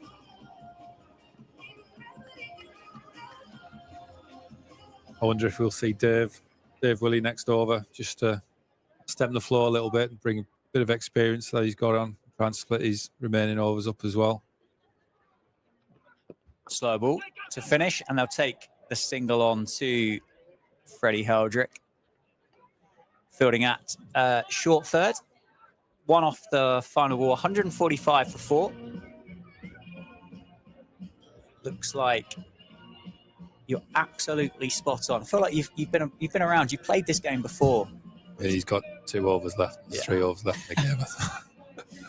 I'll go with that one. It was a safe bet. Dave Willey is going to return. He's going to bowl from the Lynn Wilson centre end this time around. So it'll be a change of ends for the captain. Where does he go for the missing one? Sanderson's got one left. Scrimshaw's got one left. Heldrick's obviously got plenty. Safe hasn't bowled yet. I think they'll go Ben Sanderson. David Willey into bowl. Shan Masood on strike. Triggers across. Low full toss by David Willey. They're going to look for two. Really well fielded down on the boundary by Vasconcelos. Keeps it down to one. Sando's pretty good at getting Yorkers in. He's got slightly slingier lower arm action that he gets the ball just to tail in. So I think it'd be a great option for Ben to go next over. Change of field, obviously, with the right-handed Don Best on strike. Fielders out on the leg side. Long on, deep mid-wicket, deep square, fine leg. That's a reverse sweep, and oh my word, that's nearly gone straight to Freddie Heldrick at short third. Nearly catching practice for the Northants spinner. As it is, Don Best gets enough of it and gets it over the head of Heldrick for 4. Just got enough elevation on it, didn't he? Best using the pace quite nicely. Well executed. Yeah, Best is definitely more of a deflector of pace rather than a take you down over your head. It's not his go-to at first. Shorter ball, pulled away down to fine leg, and that's going to beat the fielder on the boundary. It's back-to-back boundaries.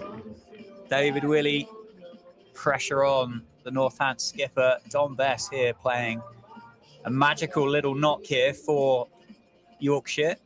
28 off 19. Joe, you said, I wonder how often he would have found himself walking out at number 6. And so far, it's turning out to be a masterstroke by the Vikings. Reverse sweep again. Can't connect. David Willey, I think, follows him there. Just sees him go early and adjusts. Northants might just be a little bit wary of the time here. The cutoff is 4:50. Currently 16:44, and there's 2 balls left in this over. They were pretty close to the cutoff on Thursday night as well.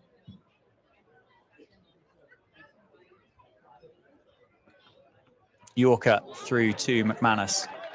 Good comeback. 2 dot balls for David Willey. 1 ball left in 17th over. I can confirm Don Best has never batted at 6 in a T20 innings. Did bat at 7 once. I knew you'd know.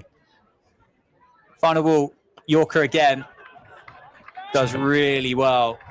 David Willey fields off his own bowling as well, just in case there was chance. 3 dot balls in a row to end the over. It's a good one for Yorkshire, though. It went for 9. It's 154 for 4 after 18. It's like it's going to be George Scrimshaw from the David Capel end here to finish off. Yeah, well, Sanderson with the new ball, none for 32 off 3. Scrimshaw, none for 27 off 3. I suppose there isn't really a wrong option. Scrimshaw's got 5 wickets in the competition so far this year.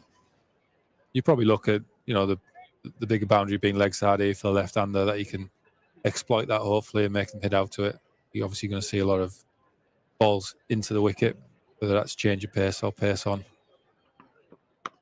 Shan Masood steps across, opens up the leg side, goes over Bretsky and picks up 6 off the first ball of Scrimshaw's over. He moves to 34 off 15.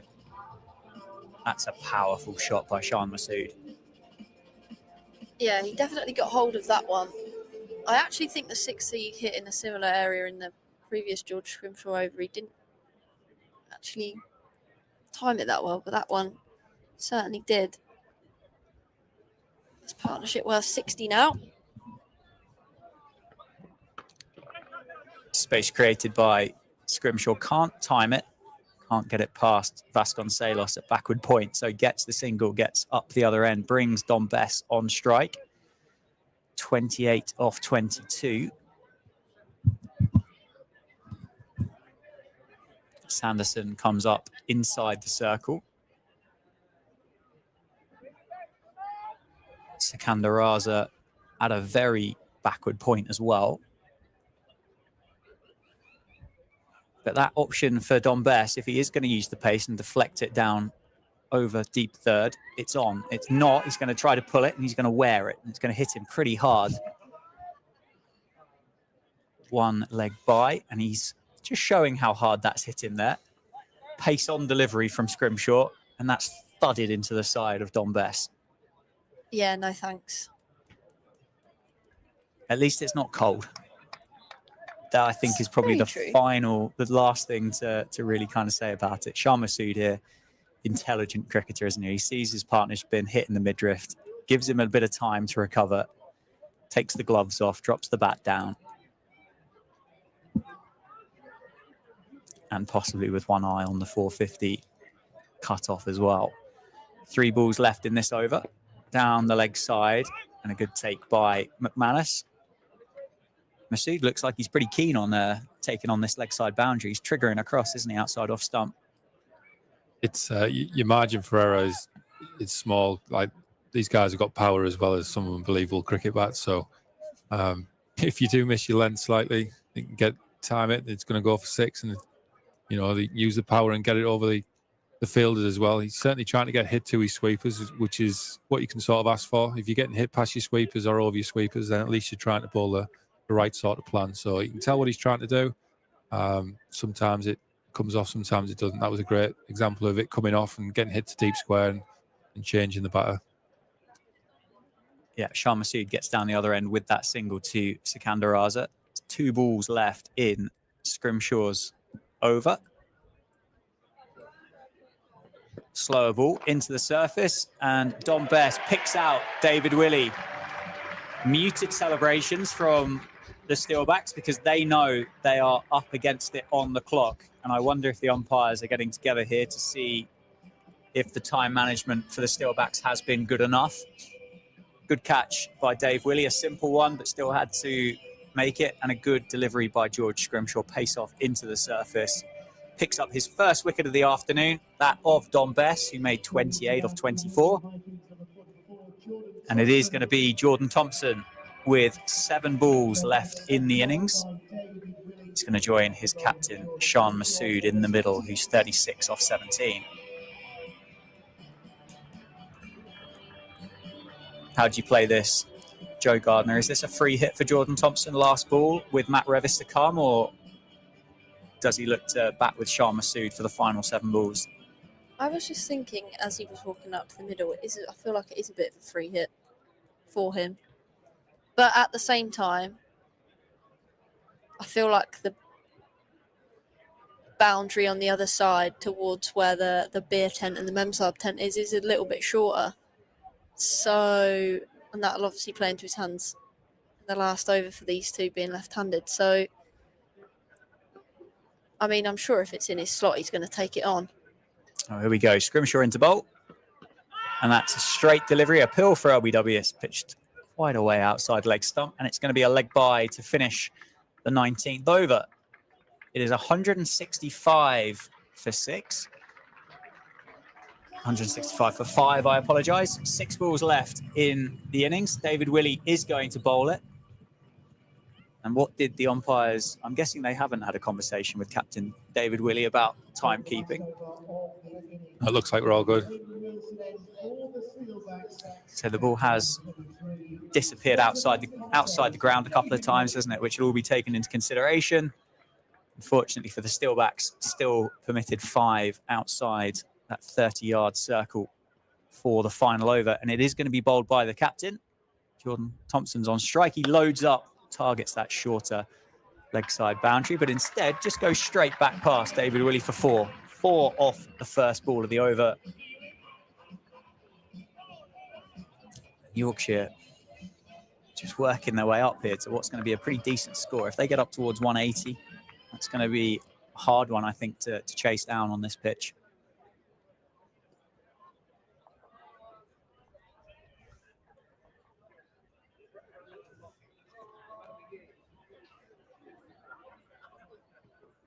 Yorker, well bowled. Thompson digs it out. There's calls of maybe for 2. Sean Masood's going to come back. They're going to take on Vasconcelos. A direct hit would have been close, but Sean Masood's run that really well. Gets Thompson back on strike for a couple. 171 for 5 with 4 to go. It's a very well executed Yorker. Sometimes no justice in the game, is there?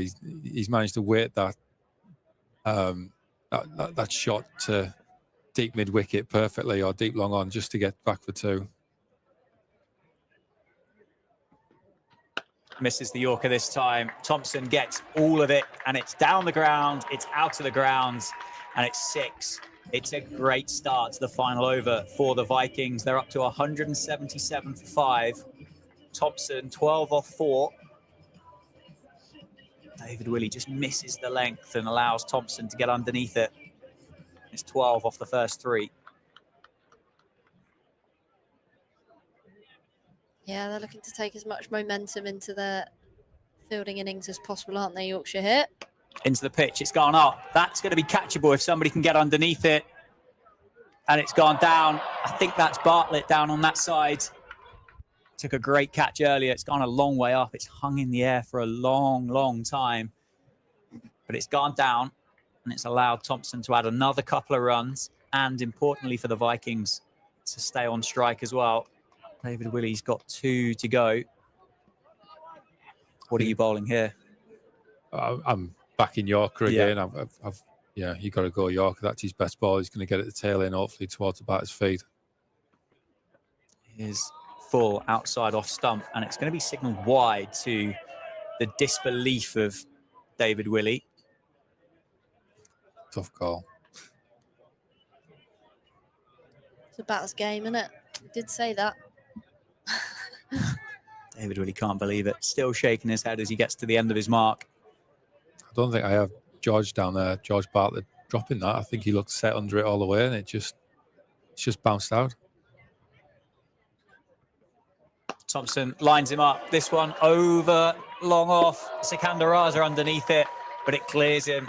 That's another 6 in this over. Yorkshire now 186 for 5 with 1 ball left to go in the innings. Thompson playing an absolute masterstroke. 20 off 6 balls, 1 4, 2 6s. And the last ball, assuming it's legal, will be bowled by David Willey. Thompson triggers across. It's a slow ball into the surface. Safe saves underneath it. Safe save makes the catch. Wicket off the final ball then. It's a great innings by Jordan Thompson. And Yorkshire have set Northants 186 for 6 off their first innings, having won the toss and elected to have a bat first. I think Yorkshire will be pretty happy with that as a first innings score.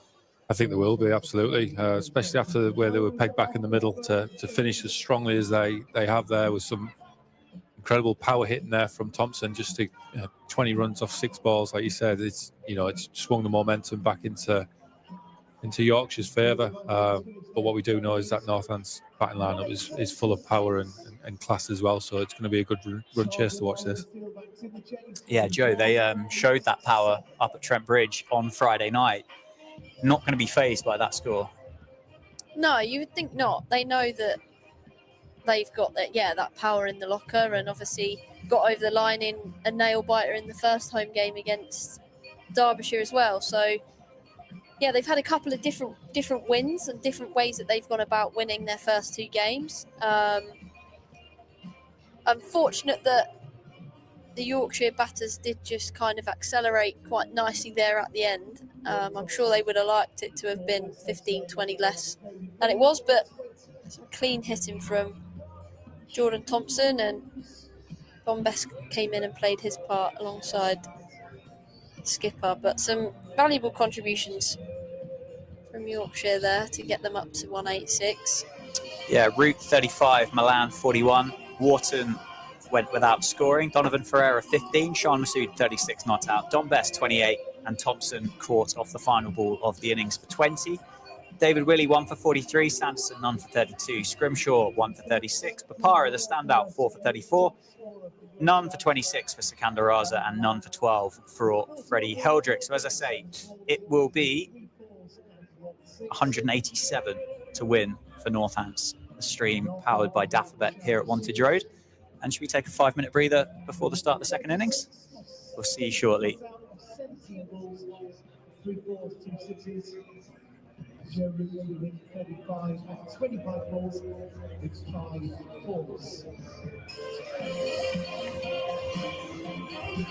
This for the ball for the Steelbacks, Ravi Bakara. Well, 4 overs to 4 wickets for 34.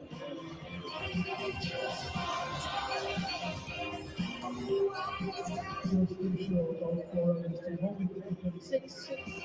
David Murray 4 overs, 1 wicket for 43.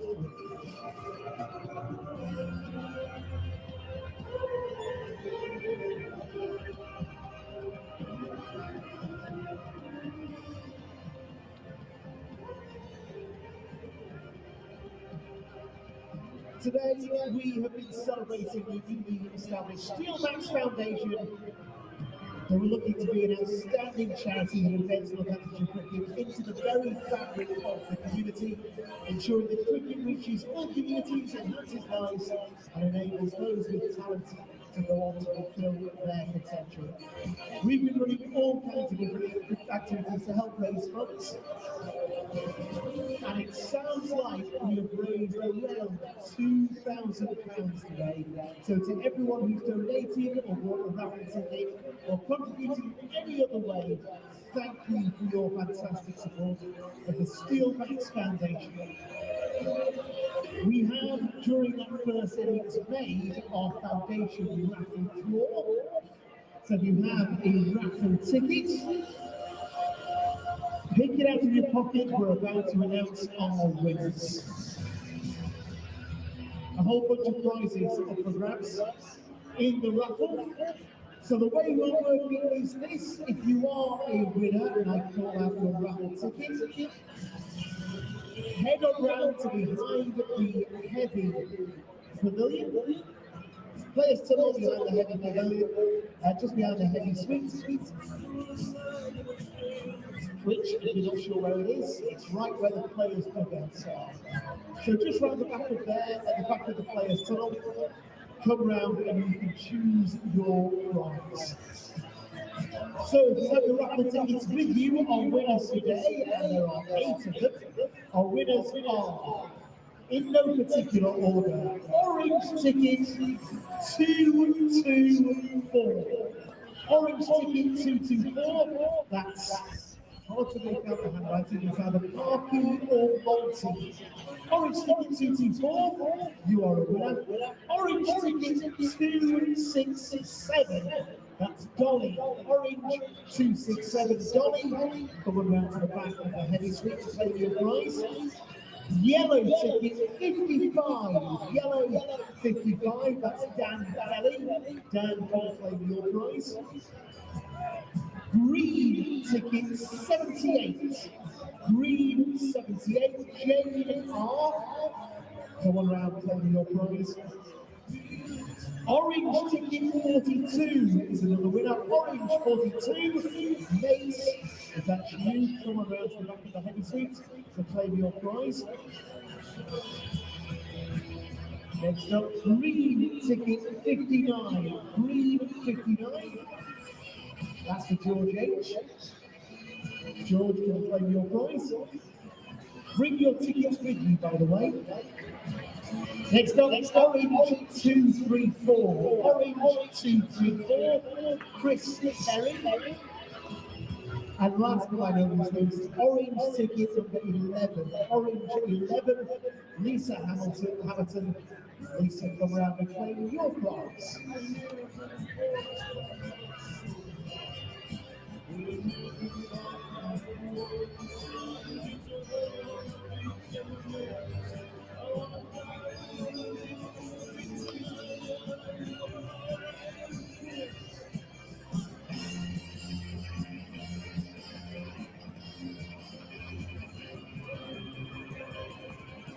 We are back on to the Steelbacks toolbox. Rachel, that's what it calls to work like Bruce Springsteen. Of course, Rachel.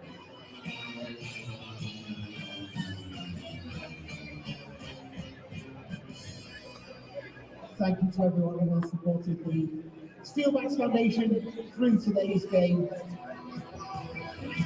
The foundation has 3 focus areas: participation, looking to extend the reach of cricket to people and communities that currently don't get to access a game or don't get to connect with a club. Life chances, using cricket as a vehicle to enhance life chances for people in Northamptonshire. And talent, helping support young people from disadvantaged or diverse backgrounds to overcome barriers to access the tech pathway for profits. Foundation rely on generous donations to help make their work a reality. Loads of exciting ways you can donate to help, whether that's giving cash, donating all the equipment you no longer use but someone else can make use of, or by gifting your time at one of the Foundation's events. Whatever you do with the Steelbacks Foundation, I'd like to say a huge thank you. The work of the Foundation would not be possible without your support.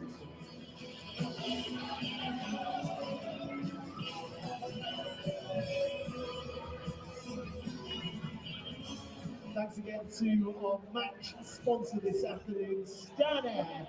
Thank you for your continued support of the Steelbacks.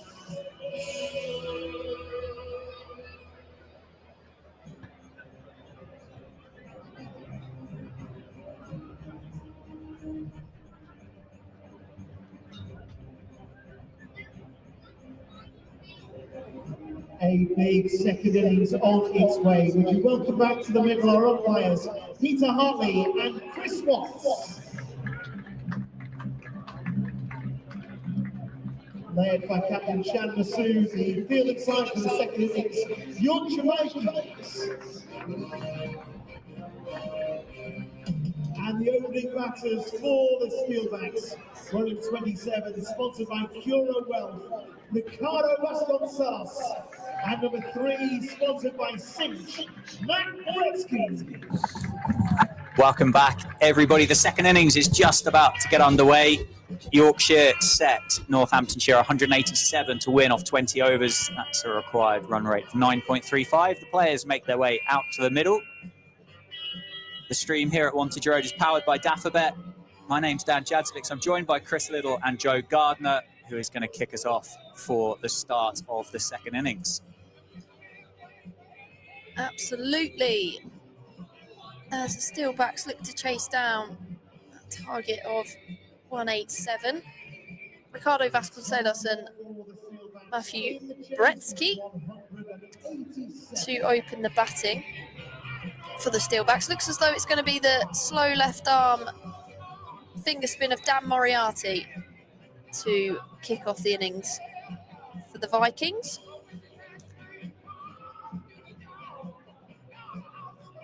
Took a career best 4 for 25 in Yorkshire's first game of the Blast, when they won against Worcestershire, 4 for 25. Yeah, he's going to have the first over. It's going to be Vasconcelos on strike with deep mid-wicket and a deep backward square.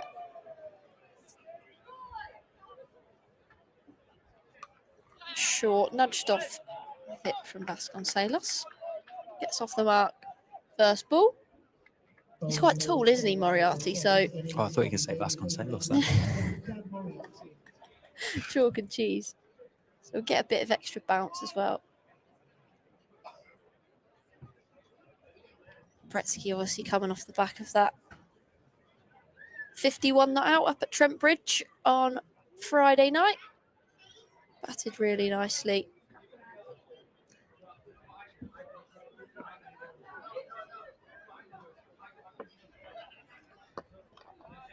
Steered into the leg side. Comes through for a single as well. Yeah, he almost sets up a bit like a baseball batter in his stance, I found. See, not seen that much of him before, Bretsky. Pulled out towards the fielder at deep square leg by Vasconcelos. It's an interesting journey to Wantage Road, wasn't it, for Bretsky? Played those 3 T20 kind of World Cup warm-up games in Jamaica against the West Indies, as I guess cover for those South Africans that were still playing in the IPL that are part of the World Cup squad, and then flew back to, probably not direct to Northampton, but back into the Blast.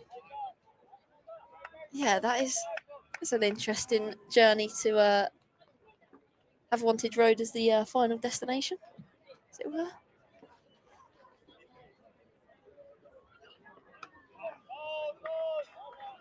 Couple of dot balls for Bretsky to Jordan Thompson at backward point. Final ball of the first over for Moriarty. He's got a long off, deep mid wicket fielders that are out. Again, decent length from Moriarty, just nudged down into the leg side. So 3 dots to finish the over, 3 coming from it. Tidy start from Moriarty. Steelbacks 3 for none.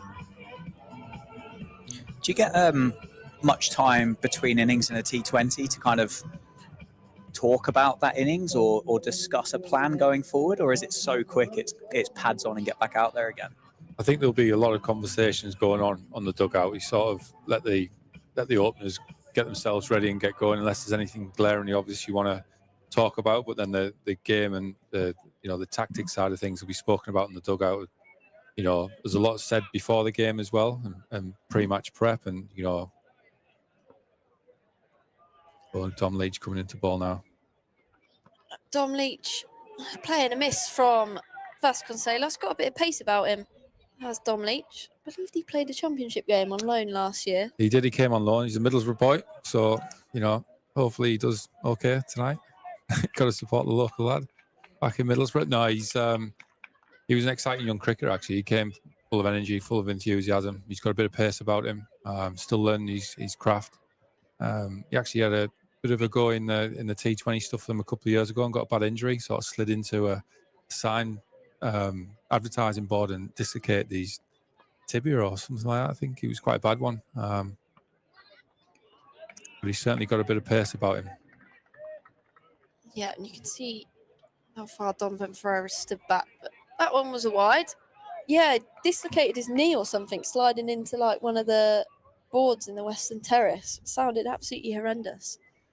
Yeah, a bit of a freak injury. Yeah, I think he struggled a little bit,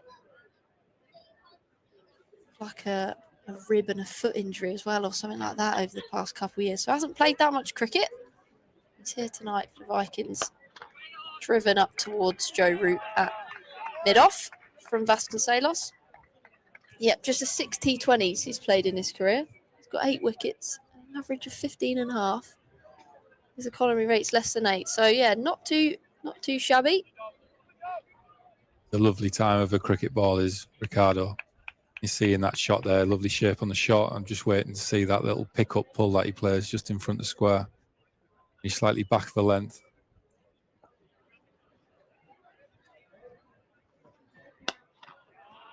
Didn't quite get hold of that one, but that's the type of shot that, he knocks you off your sort of best length, really, because of the way he plays it. He plays it so well. That's just maybe just rushed him a little bit off the surface and hit the stickers, but that's got him many a run in the past. Yeah, it looked like it hit the splice, didn't it? And Leach clocking 87 mile an hour there, so it's definitely not slow. Yeah, you always feel like he goes quite deep in his crease and he's just able to like help it into the leg side. Let's see what he does here this time. Leach charging in. Full, driven through extra cover, and that'll be 4 for Vasconcelos. First boundary of the Steelbacks innings. I don't think he quite timed it, but that extra pace of Leach that we've been speaking about, once it was through those fielders on the offside,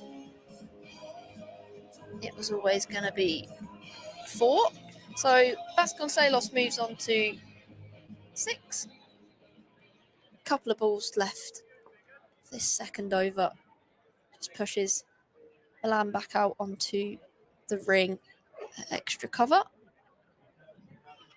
Full, driven backward of point towards the man at deep third. Comes through for a single. Brings Bretsky on to strike for his first delivery against Dom Leach.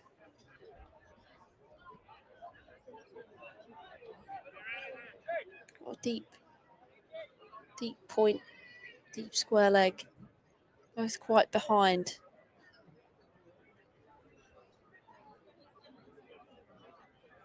I think we're seeing more and more of these fields now, aren't we? Slightly split fields where you can, batters want to stay a bit more leg side and use the pace. Ball there for LB, but slightly too high. There's definitely still something going on from bowling from this end in terms of reaction out the wicket, a bit nibble, bit of extra bounce with that new ball. We've seen Ben Sanderson do the same in his first few overs as well, so. Yeah, it just looked like that one might have just nipped back off the pitch, hit Gretzky on the thigh pad. Would it go a bit older, a bit quicker with Moriarty bowling finger spin with it from the other end? Potentially. I don't know if he's scrambling the seam or not. He's certainly getting a bit of bounce out the surface, which makes me think he's over the top and presenting a nice seam, which makes, it's allowing it to bounce. Sweat behind square, and Jordan Thompson nearly made a mess of that one. He just slipped, I think. He's looking at the turf in a bit of disbelief, but it was only a single for Vasconcelos. Dan Moriarty's second over from David Capeland. Still got that long off and a deep mid wicket. The two men that are out. Fuller driven towards long on, come through for a quick single, shy at the stumps, hits. Bales go flying. Moriarty taking evasive action. They were comfortably home. Piece of accurate fielding from mid on. From what I remember of Dom bowling last year with us, he bowled a lot of wobble balls. So obviously that, indifference that it might have out the surface, whether it kicks the seam or, skids off the leather. It's short. That is gorgeous from Vasconcelos. Uses his feet for the first time today. Gets hold of all of it. Over the sight screen towards the Curo Lounge, where I think one of my teammates might have gone and retrieved the ball to hand back to the Yorkshire fielders. Might have been Amara Carr, actually. Yeah, 6 to Vasconcelos, brilliant shot down the ground.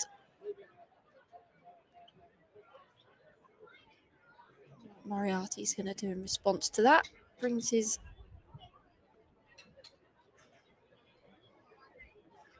slightly slower, again, driven, uses his feet, just inside the fielder at mid-off. Back-to-back boundaries for Vasconcelos. He had a bit of a precursor to this game over the weekend, didn't he? In that attempted run chase by Northamptonshire in the Championship, would have faced up against Revis and Thompson and Leach. Sean Masood as captain. Actually turned out to be a very different experience for Vasconcelos, kind of blocking that game out. Slower, paddled this time from Vasconcelos. Dom Leach does the fielding at short fine. It's been a productive over for the Steelbacks so far. 13 coming from it. Gretzky on strike. Backs away to give himself room to hit through the offside, but hits it straight to the fielder. So Moriarty finishes the second over with a dot. Steelbacks 22 for none after 3. So halfway through the power play. So it's going to be Dom Leach to have a second over as well from the Lynn Wilson indoor centre end. Yorkshire for 22 for no loss at this stage as well. Even Stevens for the two sides. Leach looked difficult to line up, didn't he, in that first over? Yeah, he's in again over the wicket. Oh, short, very short, in fact. Signalled as a no ball from the square leg umpire, who's actually stood at point Probably something to do with the sun, I would imagine. So it's a no ball for passing over Vasconcelos' head. However, I believe it's not a free hit. Trying to explain cricket to people that don't really watch cricket can be complicated sometimes, can't it? I was trying to explain that to our S&C coach the other day. From a football background, it happened in our game and he couldn't get his head around it. Each comes in. Fuller, not timed by Vasconcelos, but he'll get a single for it. Bowling good pace here, Tom Leach, getting it through nicely. You see there with that bouncer flew through, which is great to see. I know there's, Craig and his team have been working really hard here to get some pace and bounce into the wickets. The white ball wickets are traditionally pretty good wickets anyway, but I think the ground's looking tremendous and they put a lot of hard work in, so it's good to see the ball whistling through. Leach to Bretsky, Fuller driven on the up, but it's got enough on it to beat mid-off and extra cover. Pierces them nicely, goes for 4. Nice shot from Bretsky. Uses his feet and hits it a little bit inside out to the left. Mid-off. First boundary for Bretsky today. Yeah, Leach is bowling pretty quick. Probably quickest of the day, I'd say, from what I've seen. Slight change of pace that time, maybe. Timed well to David Milan at extra cover.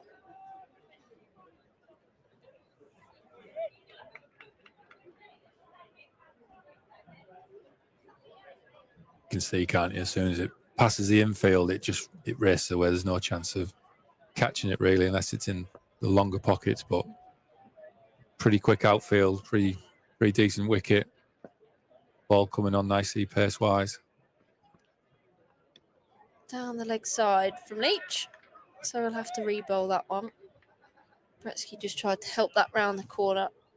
Had he got bat on it, probably would have been 4. Just missed out. Nice to see some of the Sunrisers still in watching after their victory today. Absolutely is. None of them worried about getting on the road. Enjoying a nice afternoon in the sunshine here at Wantage Road. Changing field. Deep cover and a backward square. Fielders out the ring for Bretsky. Just drops his hands quite nicely on that. Plays it late. Comes through for a single.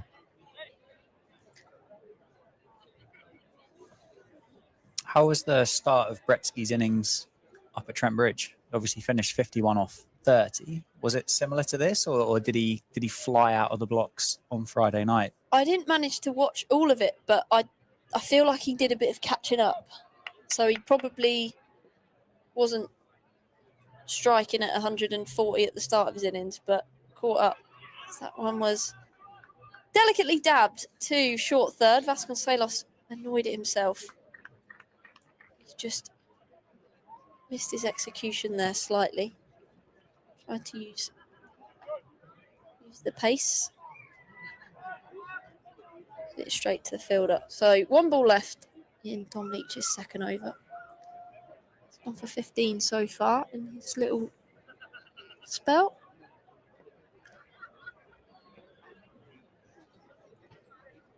Full, slapped, square towards the boundary. But it will get cut off by the fielder, Jordan Thompson. Come back for a couple. So Vasconcelos, he moves on to 22. Bretsky's on 7. Steelbacks are 33 for none at the end of the 4th over.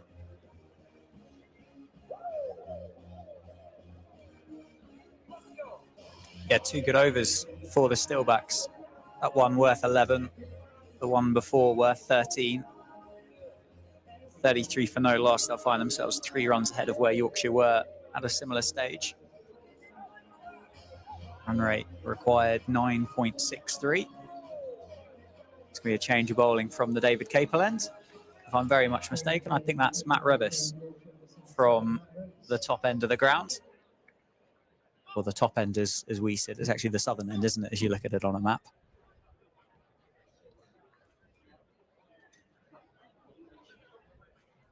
Saw him a week ago in the Red Bull competition. Bowled with good pace, good energy.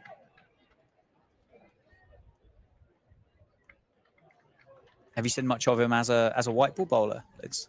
I have. We briefly looked at him as as you do. You look to see what players are out of contract and stuff like that. And Revis was out of contract. And, it's hard to take a Yorkshireman from Yorkshire, but he was someone that we looked at and wanted to pursue at the time. We just seen him as a big, strong first change bowler. He can bat at 7. There's not many of them around. And Yorkshire seem to produce quite a lot of them, being a huge catchment area up there for cricketers. He's an exciting cricketer. He can change the game with bat and ball. So, and still learning his craft as well. He's still only young. I think he'd be sort of early 20s now. Still and getting good exposure here playing for Yorkshire. So he's improved year on year. Yeah, slightly over pitch that time, and Bretsky just picks him up and puts him over mid-on for 1 bounce 4. And that's gone straight through him. He's come back well, Matt Revis. Bretsky possibly playing that shot, indicating it might have kept a little bit lower than what he thought. He's disappointed that the South African overseas, the opener for the Steelbacks, has got to go for 11. And Yorkshire have got their breakthrough. The change of bowling for Revis has worked. And he's come back really well, having been picked up for a boundary the ball before. That kept a little bit low on Bretsky, or was it just a poor shot choice? Just seemed to skid through it, didn't he? Seemed to skid through on him, catch him on the crease there. I think he may have been expecting something a little bit shorter, as you do from the big guys running in and cracking into the wicket. So I think he's just done him there on length, really. Yeah, he's probably tried to play it a bit too square, hasn't he? It's just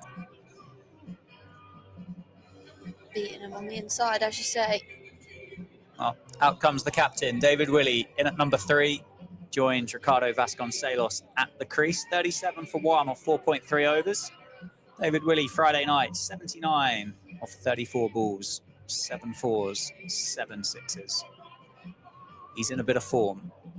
As he takes guard, he's going to have Matt Revis to contend with. He's got 3 balls left in this over.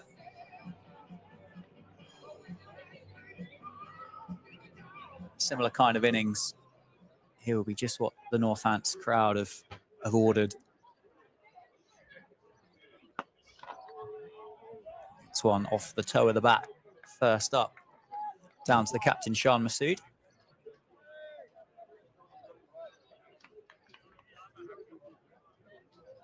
He hits a cricket ball very hard, does David Willey. He absolutely smokes it. Not somebody to field it short cover for.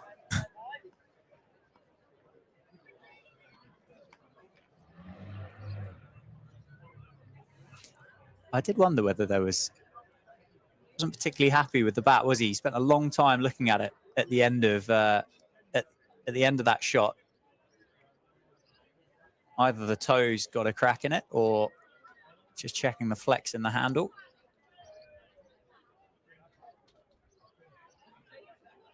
Looks like he's going to be happy to carry on, having just consulted with his opening batter, Ricardo Vasconcelos.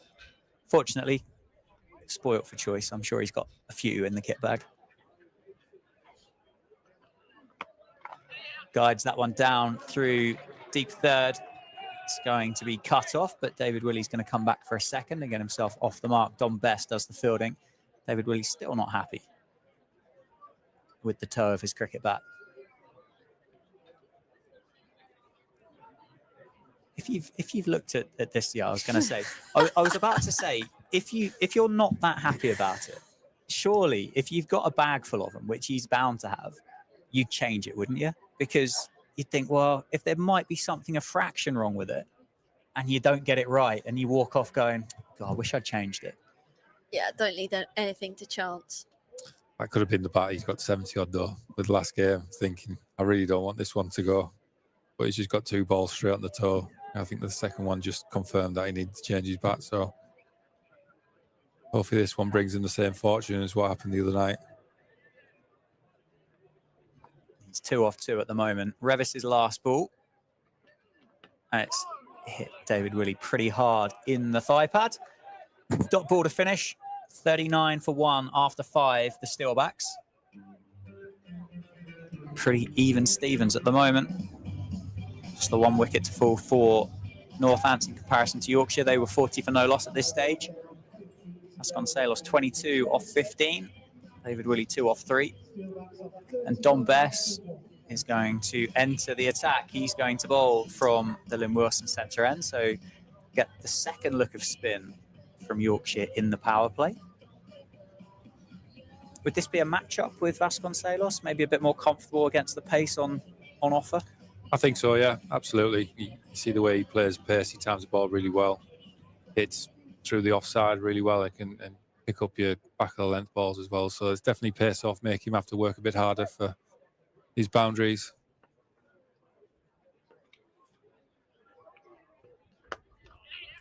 Take that single on to Joe Root at mid-off.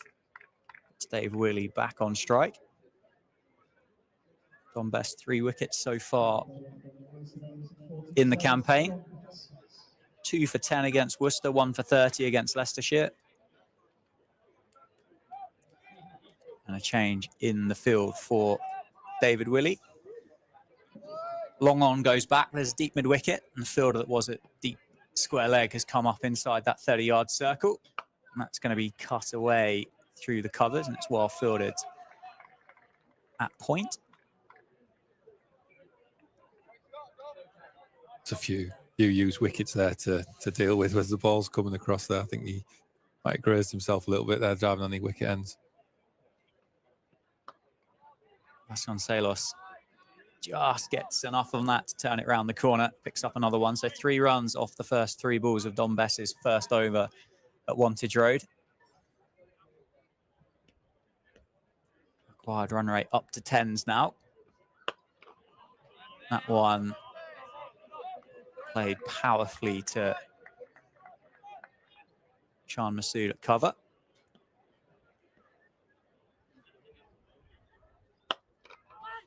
And another dot ball. Masood comes round again to cut that single off. Bowling nicely here, Best. Just trying to tuck the batter up, not giving the freedom with their arms to get through the ball. Quick arm by Dom Bess. Goes for 4 then off the over. His first over of the afternoon. 44 for 1 after 6. The power play is complete. It was a good over for Yorkshire, the final over of the power play for both sides, actually. The difference between the two of them. 43 for 1, Northants. 55 for no loss, Yorkshire at this stage. And that run rate up over 10s. And here's an indication to say that there might be a little bit in this pitch and pace off might work. Joe Root is going to bowl from the David Capel end. David Willey lines him up, plays that one down for a single at long off.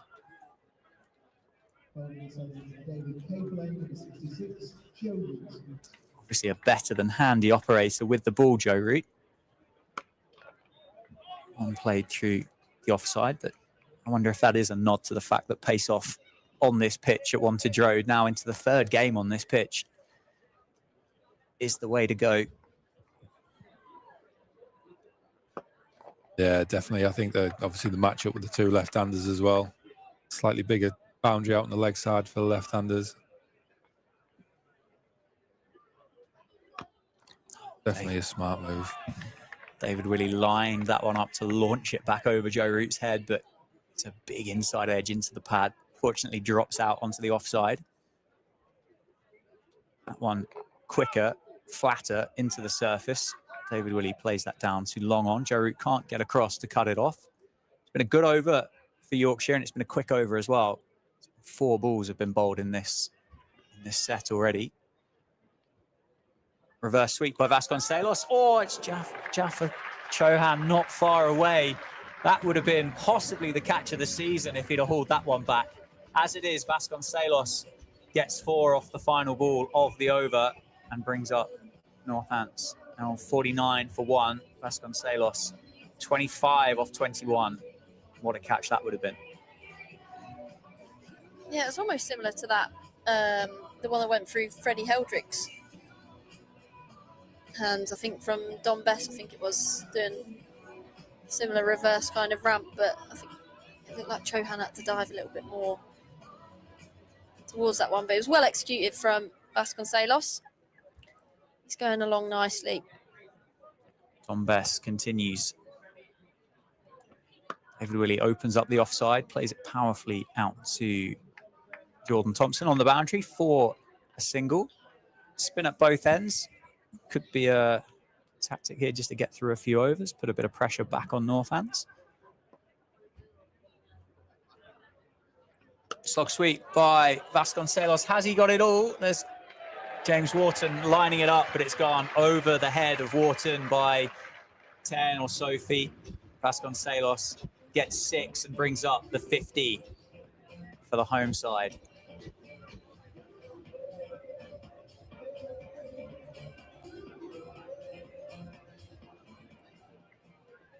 Scorecards just, they're so quick through the overs, it's just trying to catch up here.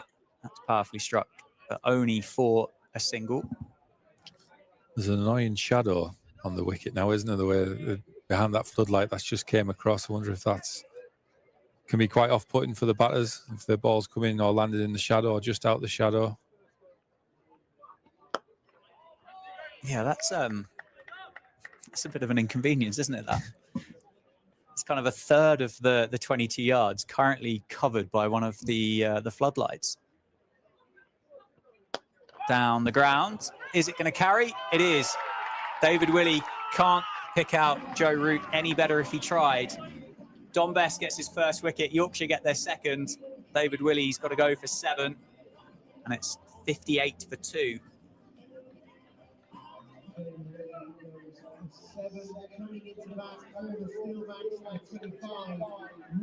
Yorkshire well on top at the moment. Ravi Bopara, the new man for Northamptonshire, in at number 4. Match-winning 50 here on Thursday night against the Derbyshire Falcons. 4 with the ball earlier in this innings. I think this might just help as well with the spin options. I'm the right and left-hander. Not necessarily as straightforward now, just bowling off spinner to one side, and on the short edge can be taken down with the wind, sort of blowing that way as well. So hopefully he puts a bit more in the Northants side.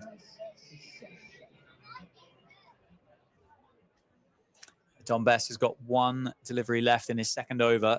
Just picked up the wicket of David Willey. He's gone for 8 off the over. He's 1 for 12 off 1.5.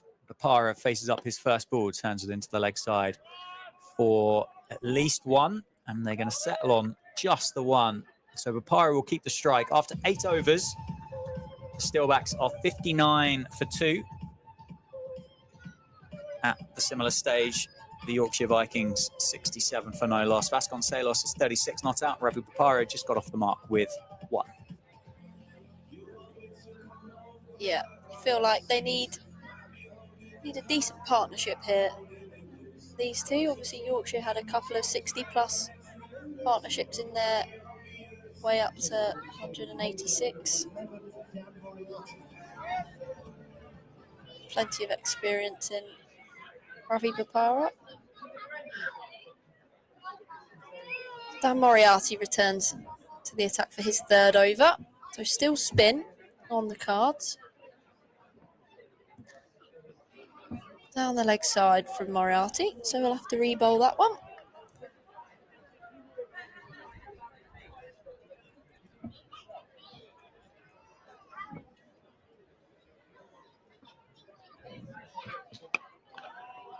Defended back up the pitch from Bopara.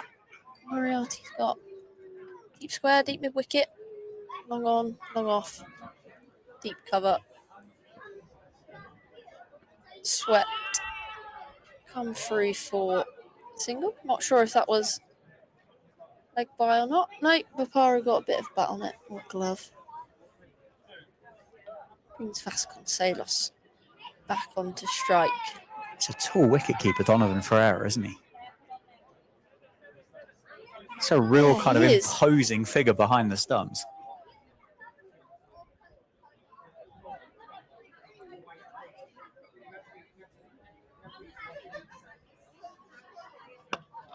Vasconcelos drives out toward extra cover.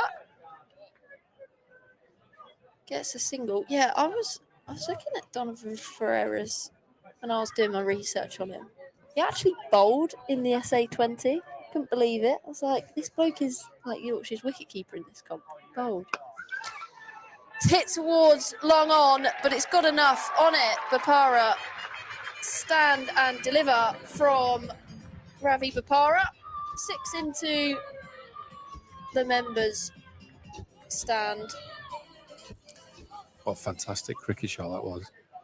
Effortless. Certainly know what he's capable of. Mid wicket comes into short third, swept behind towards David Malan at a short fine leg. Comes through for the single, so brings Vasconcelos back onto strike for the final ball of this 9th over. Moriarty's third.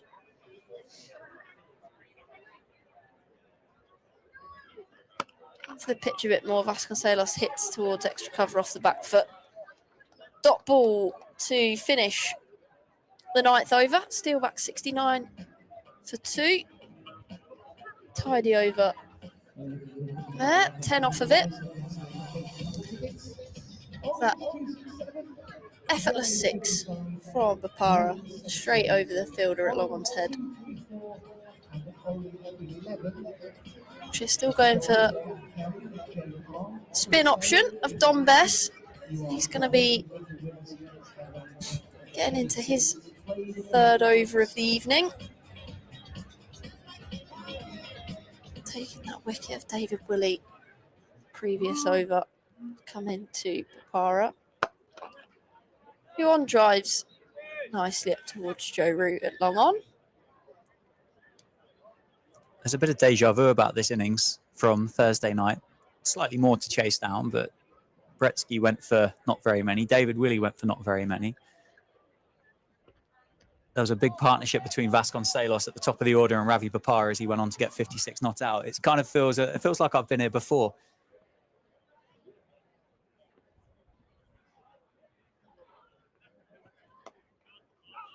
Comes off a thick outside edge. Vasconcelos just held back a little bit there from Bess. So a couple of dots for Vasconcelos. Reverse sweep attempted. Fired down the leg side behind Vasconcelos. It's deemed a wide. I think because it must have missed that blue guideline. You can see. Sweep, slog sweep attempted out towards mid-wicket, straight to the fielder who dismisses Vasconcelos. So Bess has his 2nd. Pretty simple catch in the end. Not 100% sure. Do you know who that was out there? I think it was Matt Revis who Matt caught Revis. With the tubey grips on his arms. Pretty straightforward catch for him. So Vasconcelos has to depart. 37 off 25 for him. Couple of wickets for Dom Bess. Brings the other left-hander in this Northants lineup. Safe save. Out to the crease. Steelbacks 71 for 3. Don't want to get a habit of saying obvious things, but Steelbacks need a partnership here. Absolutely. I think Safe's done it in the past. The last couple of years he's played some crucial knocks. And another one that can hit it 360. He's got, he can get the ball into areas where not many other batters can. So him and Ravi play nicely together, build that partnership. We know that we can you can catch up at the back end. It's a tough ground to defend. It races away quick. So, the longer he bats with Ravi and builds that partnership, it's harder it's going to be for Yorkshire. So a very good player of spin, isn't he? Save. With his various sweep shots in his repertoire. Drag down from Bess. Splits the fielders, goes for 4 between Jaffa Chauhan and Jordan Thompson. Ravi Bopara wasn't going to miss out on that one. Rare blip from what we've seen of Don Bess today. Just dragged down, pulled out towards that leg side boundary. So 4 to finish the over. Steelbacks 76 for 3 at the halfway point. Still require 111. So to be going at 11 and over required. Change of bowling. It's as though it's going to be Jordan Thompson replacing Dan Moriarty at the David Capel end.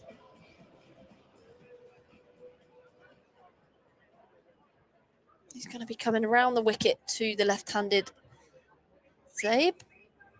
The deep cover point, long on, mid-wicket, square leg, and a fine leg. Lots of space on the leg side, nobody saving one in there. Short of a length, just nudged out towards cover. Zabe gets off strike. I imagine Jordan will try and take a bit of pace out to Ravi and to Safe as he gets into his spell. He's got a good back of the hand slow ball that he tends to go to a lot.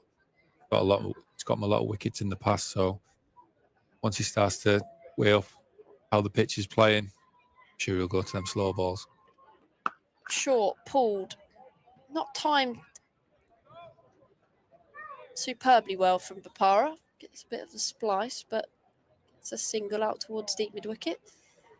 Yeah, just looking, it's a bit of a night to forget for Jordan Thompson with the ball. Up Grace Road on Friday, went for 30 off of just 1 over. It's in the power play. So he comes in round the wicket to Zabe. Might have been the back of the hand slow ball that Chris Liddell mentioned. Got the full name. Yeah, 63.8 mile an hour. Yeah, it's gotten so many wickets in the past. It's hard to pick up. He's got a real fast bowling arm, so it's a useful tool for him, especially on a wicket like this. It's just offering that bit of stop for the slower ball. So I imagine see quite a few of these deliveries mixed in with maybe some quick bumpers and stuff like that. So yeah, short, pulled firmly this time from Bopara, straight to Matt Revis at backward square.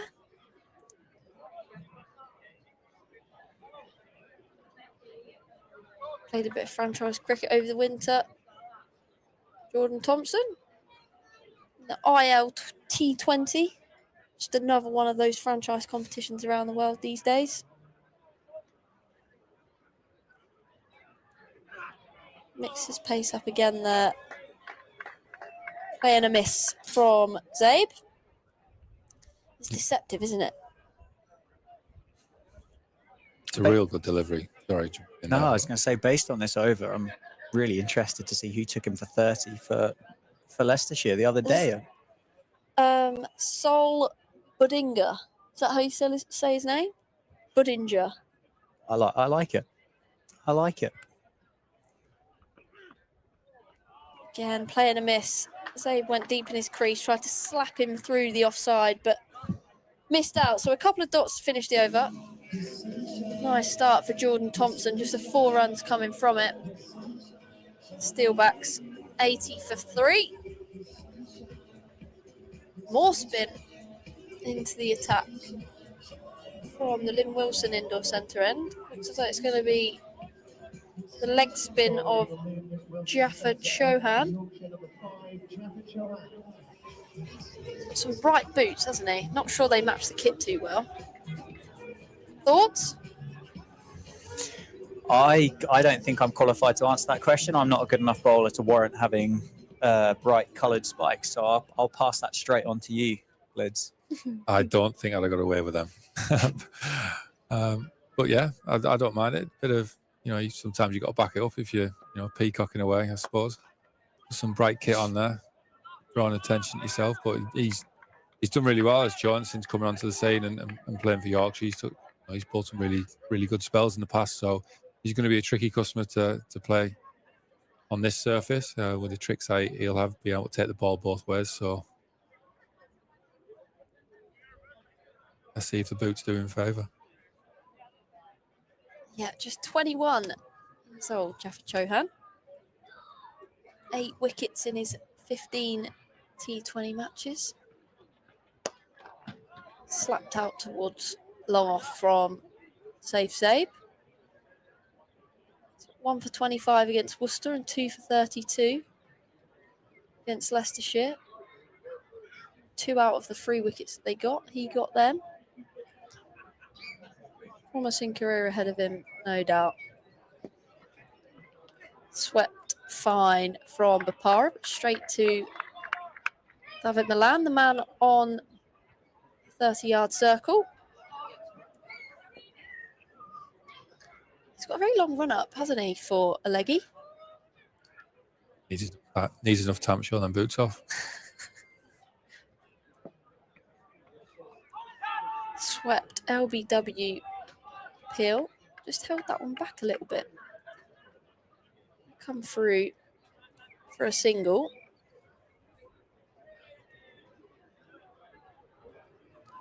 Field to Zabe is deep backward square.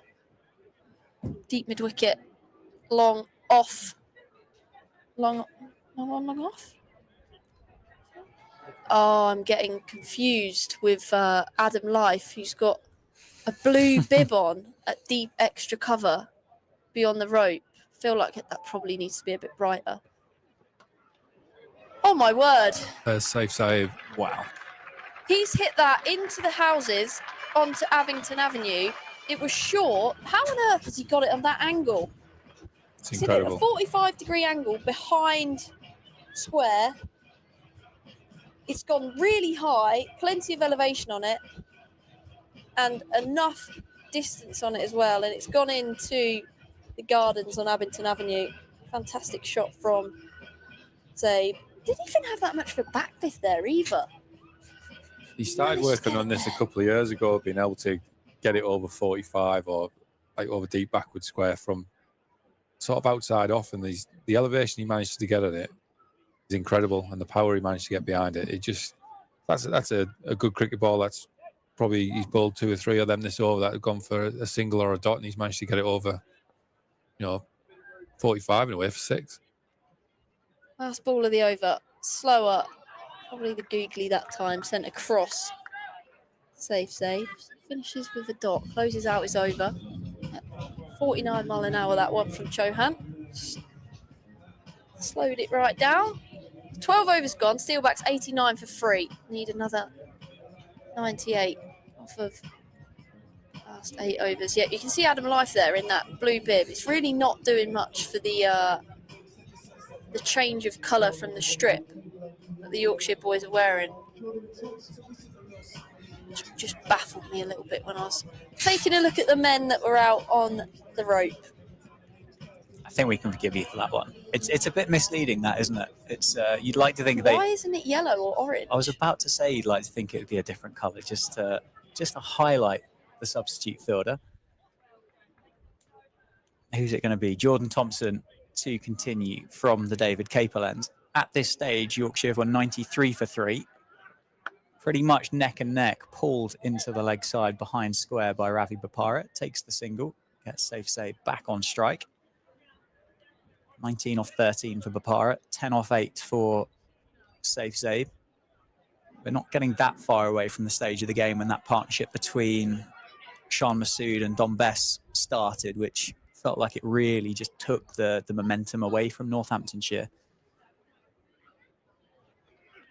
That's gone straight up. It's got the splice of the bat. Thompson's underneath it. Is he going to complete it? He is. And Safe has to go. Maybe got a little bit big on him. Maybe got a bit quicker. And Northampton 4 down for 90. Jordan Thompson gets the wicket of Safe save.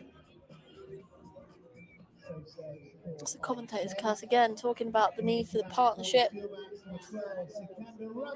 has to go.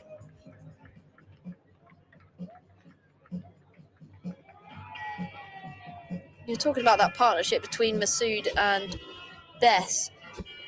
64 off just 37 balls, so very valuable in the context of this game, it seems. Kind of felt like an innings that Don Best could play setting the target. There's obviously going to be a lot more pressure on Sikandar Raza walking out with runs to get now.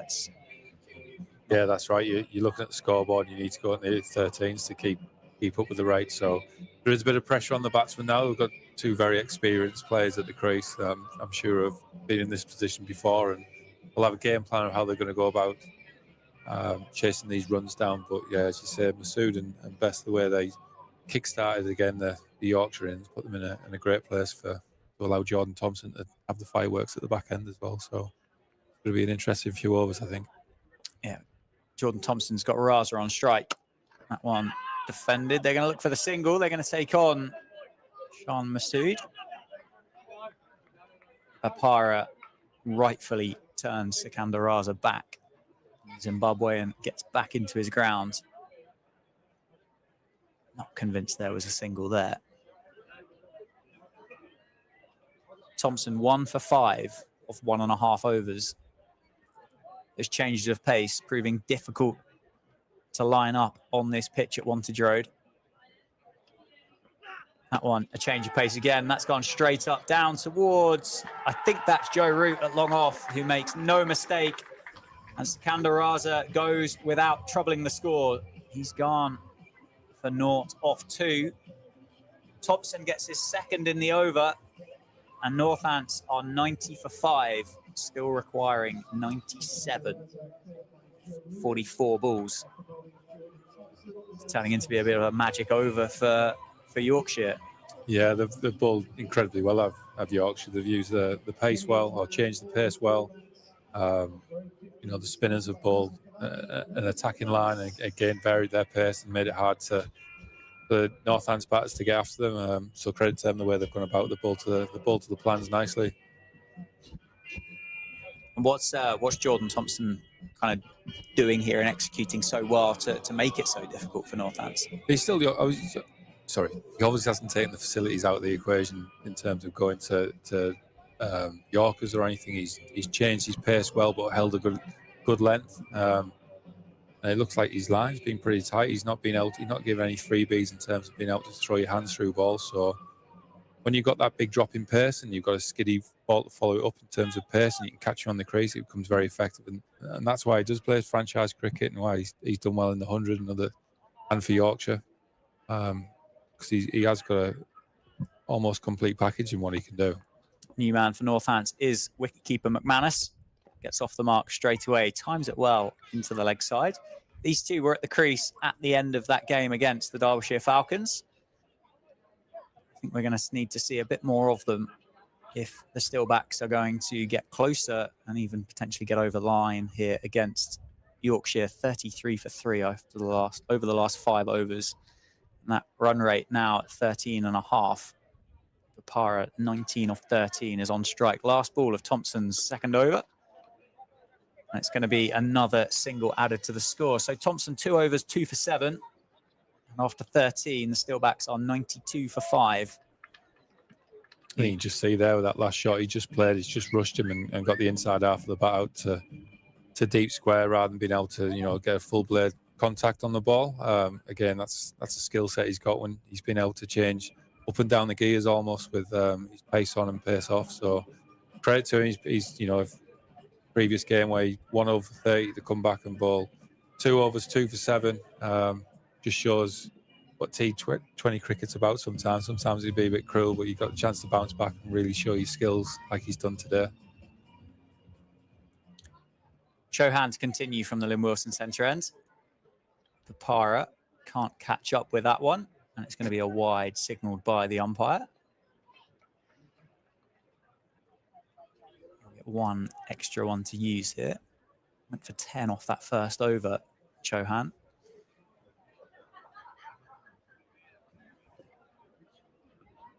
Again, that line not right.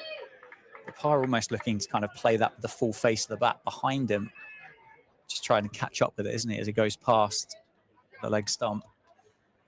Like those Karanaya shots we saw in the championship earlier in the year. That one better by Chauhan. Nicely timed into the leg side, down towards deep mid-wicket. That's really well fielded by James Wharton. Covers a lot of ground, keeps it down to 1. Gets Papara off strike at the non-strikers end. So McManus just faced the 1 ball, got off the mark straight away. Will be on strike here.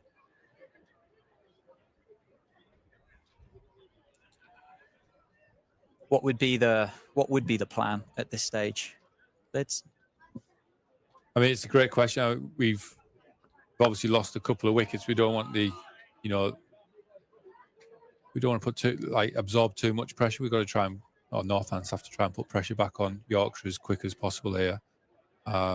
Again, 2 good strikers of a cricket ball. We've just got to keep putting pressure on the spinner, keep running hard between the wickets. Pulled away, powerfully pulled away. Wharton isn't going to cut that one off. Papara picks up his 2nd boundary, splitting those fielders down on the leg side in similar manner. Brings up the 100 for the Steelbacks. 100 for 5 off 13.5 overs. 87 still required. Issue 39 balls remaining. He's gone to that length quite quickly, hasn't he? Yeah, he's he moves well, does Ravi, and picks up length really good. Again, great time for a cricket ball, but it's important that the scoreboard keeps ticking over and keep putting pressure on Yorkshire in the field to make some sort of mistakes like that, and enables us to get back for 2. Keep that scoreboard ticking. We know, last over, but you probably try and think of what we're comfortable trying to get off the last over. Try and take it as close as that.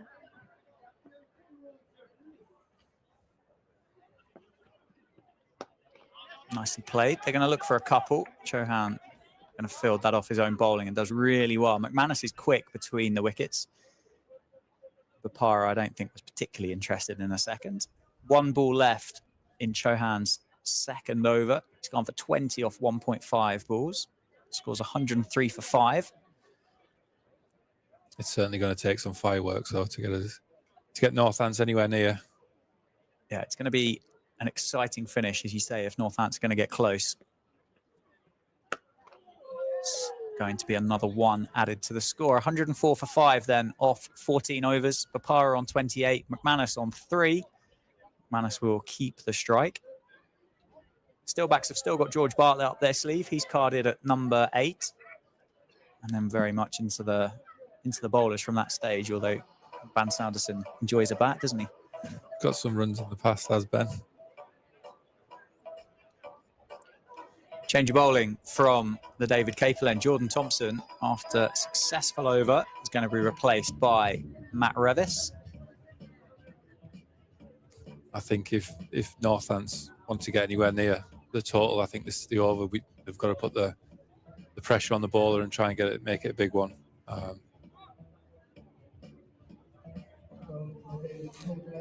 Revis so far 1 for 6 off just the 1 over. He's going to have McManus on strike. Very much a leg side field for Lewis McManus.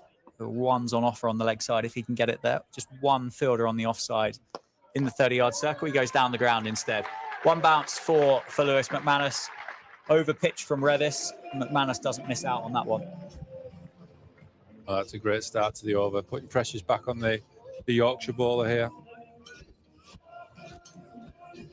Let's see what his response is, but certainly putting pressure back on Yorkshire. Matt Revis.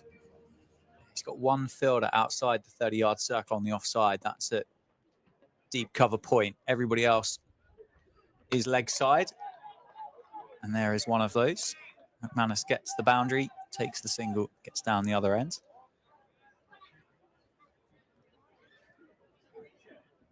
Change in the field as well. Joe Root goes back at long off and fine leg comes up inside the circle. Obviously don't look at Ravi Papara as much of a ramper Revis into bowl. 109 for 5 off 14.2. Slower ball. Papara doesn't need a ramp when you can pick it up like that. Sends it out of the ground. That's the second one into the gardens. Papara gets the 6. This is the over. He called it, and so far it's going pretty well. Hopefully it keeps going.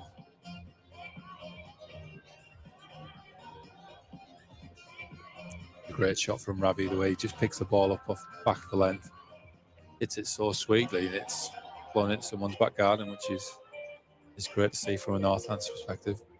It's like the cricket ball off Ravi Bapara's bat for 6 looks quite graceful in a way. It's kind of like it just kind of floats majestically over the boundary. It's not a great deal of, well, clearly there's a lot of muscle involved, but it looks quite elegant the way it disappears. It's 115 for 5, I believe. That's a square drive down to Dawid Malan. He finds himself on the boundary at backward point. The well-executed delivery of that from Revis just brought deep square up and dropped another man out on the offside at deep point and executed a sort of wide Yorker really well there.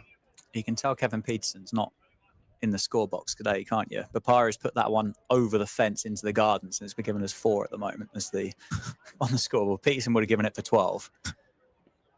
116 for 5. There we go. We've caught up. McManus joins the party. He's got plenty of that. Just watch that one disappear into the Jackson Grundy. Another 6 for the Steelbacks. Just helps it on its way around the corner. That bit of extra pace from Revis. McManus takes the score to 122 for 5. Jo Gardner's sitting here shaking her head in, I don't know what you're shaking. Disbelief? Disgust? Jealousy? Jealousy. Yeah. More than anything, jealousy. I'm like sat here saying, teach me. It's ridiculous. How do you get it behind, like so far behind square for 6 at 83 mile an hour?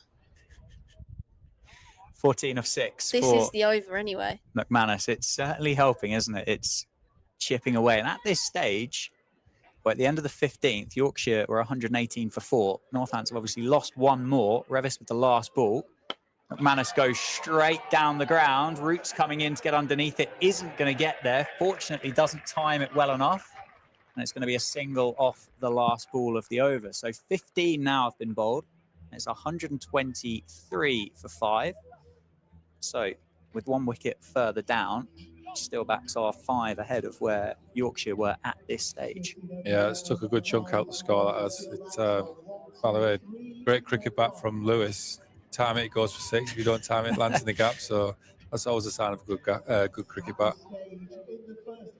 There's a little change there, wasn't there, from Revis? Obviously, they're probably going to look like they're going to execute a more of a wide plan from that David Capel end, trying to take him away from the short edge, but Marathi back on here from the Lynn Wilson end.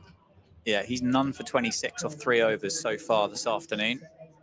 He's got McManus on strike, 15 off 7. Goes for the reverse, times it well. Can't get it past Chauhan. That's unlucky. Such a short boundary up to that area of the grounds. So he's picked out Chauhan. You can see how short it is, just how tight Chauhan and Bess are protecting that reverse sweep. Bapara back on strike, 35 off 20. That is the sweep. That's going to be cries of catch. Is it going to carry? Oh my word, what a catch that is. Unbelievable. Is that Jordan Thompson down there running in off the square leg boundary? You can't keep him out the game. He's pogoed some bowlers at the end of the innings. He's picked up 2 wickets in an over, and he's just taken one of the catches of the summer so far to remove Ravi Bapara for 35. Yeah, that's a great catch. Like you say, you can't keep him out of the game. His bowling's been fantastic. He was destructive with the bat, and he's just took an absolute screamer there in the deep. So credit to Jordan. He's having a great day. And hopefully that doesn't mean it's too well. Hopefully that doesn't put too many nails in the coffin, I suppose, for us at Northants. But it's certainly going to be an uphill slog for us here. Yeah, what an unbelievable catch. I feel like his knees were like on the floor before he'd actually got as close to the ball as he'd have liked, and then he stuck his arms out full stretch and it's gone in his mitts. Yeah, brilliant work. He had a bit of ground to make up as well, didn't he? For a while, it didn't look like it was going to get out there, did it? But he judged it really nicely, got his hands underneath it. Oh, that's nicely timed by George Bartlett, the new man for the Steelbacks. McManus is going to come back for 2, and he's going to get there quite comfortably. It was well fielded by Shan Masood to take a bit of pace off it. And Bartlett in at number 8, who hasn't batted yet for the Steelbacks in this competition, gets off the mark straight away.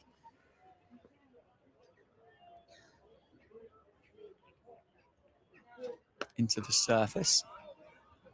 Bartlett just plays that one into the leg side. The last time Bartlett batted, I knew there was going to be something good coming here. I knew it. Reverse sweep, timed really nicely, but straight at the fielder. Nearly Matt Revis. Makes a bit of a mess of it, but does well to keep it down to 1. The last time George Bartlett batted in the T20 Blast was on the 23rd of June, 2022. Somerset against Hampshire. How'd he go? Got 2 off 4 balls before getting bowled by Chris Wood. Swept by McManus into the midriff. Drops down into the offside for a dot ball.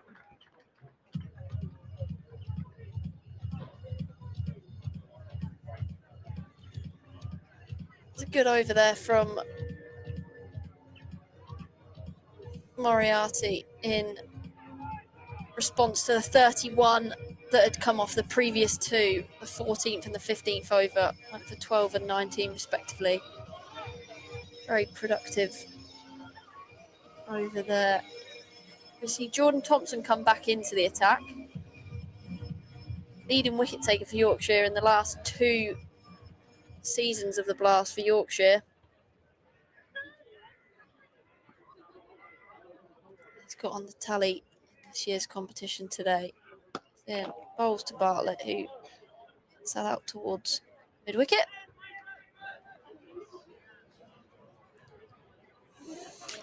Was it 60 off, 59 off 23, 15 and over required.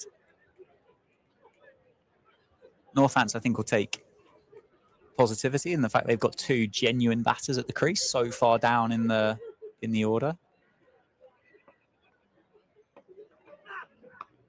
Slow ball outside the off stump. McManus almost tennis swats it behind square, but the fielder does well to keep it to a single. If that beats the man on the ring, it's probably 4. So he saved 3 runs there. Brings Bartlett back onto strike.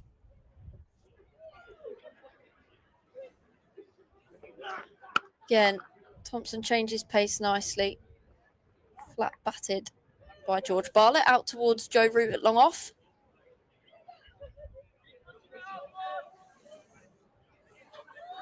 He's got a little grunt going on as well, hasn't he, Thompson? And he's bowling these slow balls. Sharapova-esque.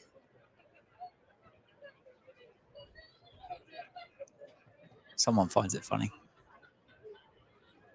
Yeah, Someone's enjoying it. What have they seen? What have they seen down there? Having a good time at the cricket anyway. Sunday afternoon. Yeah, there's a good crowd in, isn't there? Been a good day in Northampton. Yeah, and change of pace outside the off stump from Thompson. It will just be a single.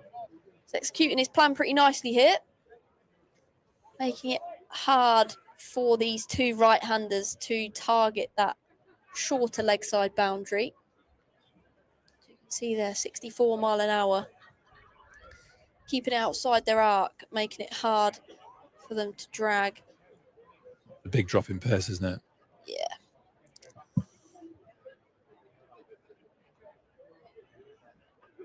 Pace on this time from Thompson, and Bartlett has to go. It's caught well at extra cover there by the captain, Shah Masood. Thompson has a 3rd. It's pace on from Thompson. Bartlett tries to hit it through the leg side, but gets caught at extra cover, squirts off the bottom of his bat. 3 for 11 for Jordan Thompson. Not a bad afternoon's work for him.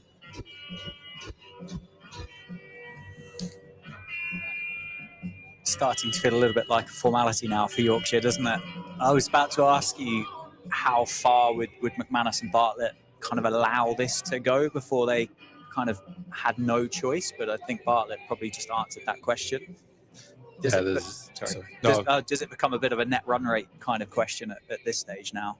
Well, that's what you've always got to have one eye on that for sure, because we've seen in the past that, competitions have gone down the wire. Someone's got through on net run rate, or you'd have to scamper around the last game to win a game by X amount of runs to get it back up there. So you do need to keep an eye on that. That is for sure. Last ball of Thompson's third over into Ben Sanderson. Change of pace outside the off stump. Again, play and a miss. Sanderson's first ball. And Jordan's just shown an incredible over there in terms of the way he's used his pace from 84 mile an hour down to 67 mile an hour. And his execution of line and length, he's had a right good day, as they'd say up north. But fair play to him. He's shown his skill with all aspects of his game today. He's been a bit of a game changer. It can happen in T20. Someone has the day like Jordan's had and take a game away from him with bat and ball. Put it out the grass of Northants, I think. Unless there's some fireworks to come. Yeah, it's going to take something pretty special now, isn't it? Going to take a pretty ridiculous over, I think, from Lewis McManus. They've targeted Revis so far. Gone for the reverse ramp, and he's got enough on it to beat the fielders and the wicketkeeper. So 4 to start the over.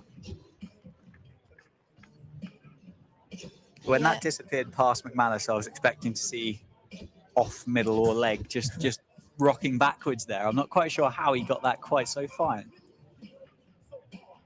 Yeah, he's done well to get a bit of bat on that. As we see Joe Root signing some autographs down at long on.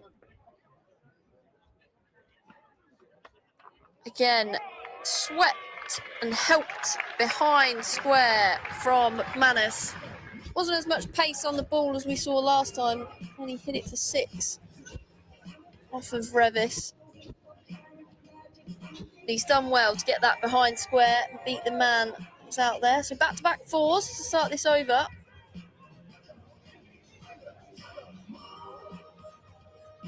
Like to see a few more before it really gets interesting. But he's capable of it, Lewis McManus. 26 off 13, striking at 200. Certainly putting the pressure back on Matt Revis here, changing field. Changing field. Off comes up and fine leg goes back. And he flicks this out towards the man at mid-wicket, and McManus has to go this time. It's James Wharton that's taken the catch, so Matty Revis gets his man 2 4s. McManus just flicked this out towards James Wharton at mid-wicket. Variation again from Matty Revis. Yorkshire well and truly in the driving seat in this game now. It's Freddie Heldrick. No, it's not. It's George Scrimshaw. George Scrimshaw, number 10 for Northants. I wonder if Matt Revis is just going to give him a little welcome to the crease. Feels like with arms that long, George Scrimshaw should be able to hit a ball a long way if he connects with it. I was just thinking, it's really got to get up to George Scrimshaw's head, hasn't it? He's got to test out his half of the pitch. He's gone full. Scrimshaw drives up to mid-off to come through for a single. Was not expecting that. I thought you might have given him a bit of a taste of his own medicine there, George Scrimshaw, but maybe the bowlers' union's still going. I think we've just looked into the mind of Chris Liddell there, haven't we? Yeah. You'd have been at the end of your mark thinking, wow, he can sniff this one first up. Yeah, absolutely.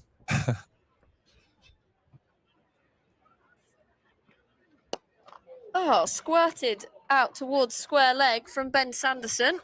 Thompson does really well fielding. He's got a direct hit from deep square leg, off balance. Sanderson comes back for 2.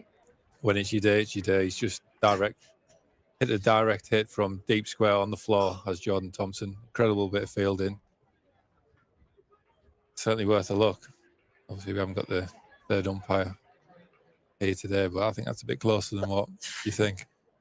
Yeah, that's pretty casual, wasn't it, by the umpire to make that decision? But I think that's pretty close. How's he got that throw in from there as well? Final ball of the over. Sanderson attempts the ramp, but it goes through to Donovan Ferreira. Dot ball to finish. I think if he'd have, if that run out had been given, or we'd have had a third umpire to have a look at that, that would have been one of the most ridiculous run-outs ever. Better than the catch that he's taken as well. Incredible bit of fielding. Ran round, diving, Completely off roll it, balance, yeah. throws it on the floor, direct it. He's What's had that, 65 metres, 70 metres? He's had that kind of At least, performance. I reckon 70 metres, yeah. Feels like he's batted for 10 overs. He's fielded every ball. And he's just starting his 7th now in the game. He's been everywhere, Jordan Thompson. He has, and he's in to bowl the 19th in his last over to Scrimshaw. He drives up towards Sharma Sood, who misfields. Come through for a single. Sood raises his hand apologetically.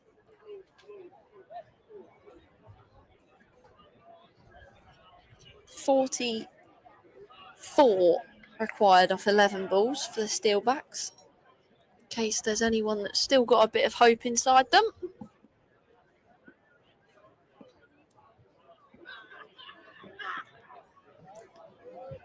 Nice slower ball there again from Jordan Thompson. Playing a miss from Sanderson.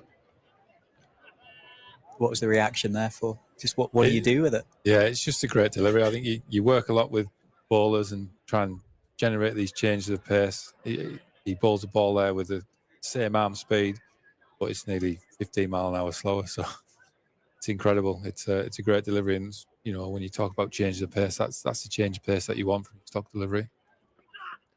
Done it again, but this time Sanderson, has he got all of it? He has indeed. Into the members' pavilion. Sanderson gets hold of that one from Jordan Thompson. To the back of the hand, slower ball, and he's got all of it. It's gone for 6. Great strike from Sando. Brilliant hit. From the Northants number 9. Pace on from Thompson this time. Again, playing a miss from Sanderson.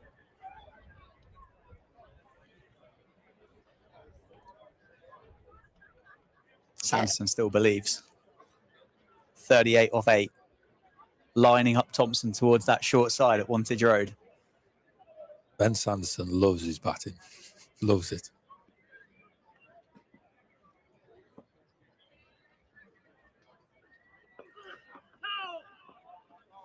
Well directed Yorker there from Thompson. Just come through for a leg bite. We've seen all of Thompson's repertoire today. I think they've been pretty impressive, Yorkshire, today, the way they've gone about it. Pretty smart. Use the skills well. Fielded really well. Really good in the field. Final ball for Thompson. Again, back of the hand, slow ball. Oh, Scrimshaw's gone to ramp it. Oh, and keeper's missed. It's nearly gone for overthrows. Scrimshaw's gone to ramp it. It's missed. He wondered if it was going to hit the stump and he'd be out bowled. Sanderson's running at him. Scrimshaw has to get his legs moving. Donovan Ferreira shies at the non-striker's end. Almost goes for overthrows at long off. It's just a leg bye. Oh no. Maybe he did hit it. Anyway, Jordan Thompson's finished with figures of 3 for 19 from his 4 overs. And Northants need 36 off the last over. So it's doable. Donovan Ferreira wasn't interested in Jordan Thompson's figures, was he? 19 No. off the 4 overs and go, no, we can get a few more out of you yet. 18, it did get adjusted for a leg bye. I thought I saw the umpire signal that. So 3 for 18 for Thompson. Brilliant. work from him. Yeah, one over to go. It's going to be Matty Revis to bowl it from this Lynn Wilson indoor centre end. Come on, Scrimshaw, make it interesting. Hit the first one out of the park. It's full, well bowled from Revis. Well executed Yorker. What more can you ask for? Solid and textbook front foot defence there by George Scrimshaw, wasn't it? Dug it out. Come out to bat as a night watchman against Gloucestershire in the Championship. So he said hopefully he might kind of plant a few rows back, but a strong defensive game. That was a bit more in the slot from Revis, but miscued by Scrimshaw, and it was a catching opportunity. Fielder running back behind his head. That got spilled and almost spilled for 4, but they've managed to come through for 3 runs. Well, that would have been an unbelievable catch had the fielder held on to it. But it went for 3. Sanderson on strike. Again, Yorker from Revis, dug out by Sanderson. To the offside, come through for a single.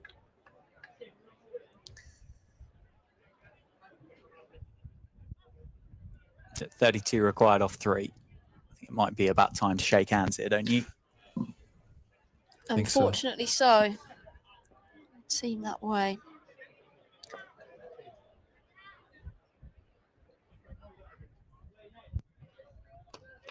Slow ball from Revis, hit out into the pocket on the leg side. Will they come back for a couple? No, just the one from Scrimshaw. Well fielded out on the deep mid-wicket boundary by James Wharton. You mentioned, Lids, about how well Yorkshire had played. Like, what are a few things that kind of stood out for you having watched this game as we get towards the back end of it? I think there's obviously been overs where Northants have had the upper hand and stuff, but on a whole, I think Yorkshire have played the conditions really well, been smart with the ball in terms of changing the pace.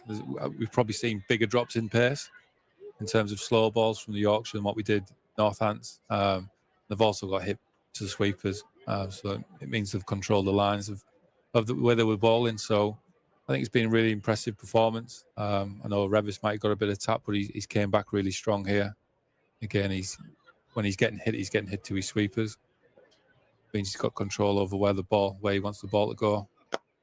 Final ball, Yorker, dug out by Sanderson, comes through for a single.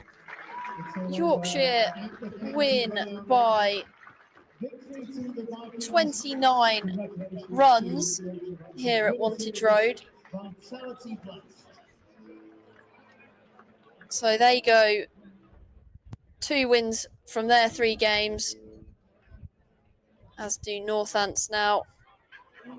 They tally up 1 in the loss column for the first time in this year's Vitality Blast. Yeah, it's been a good comeback by Yorkshire. They lost by 7 wickets at Leicester earlier this weekend. Good comeback to win here at Wantage Road.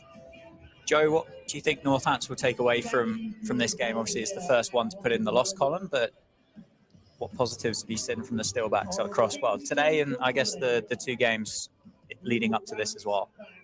Yeah, I think from the first couple of wins, the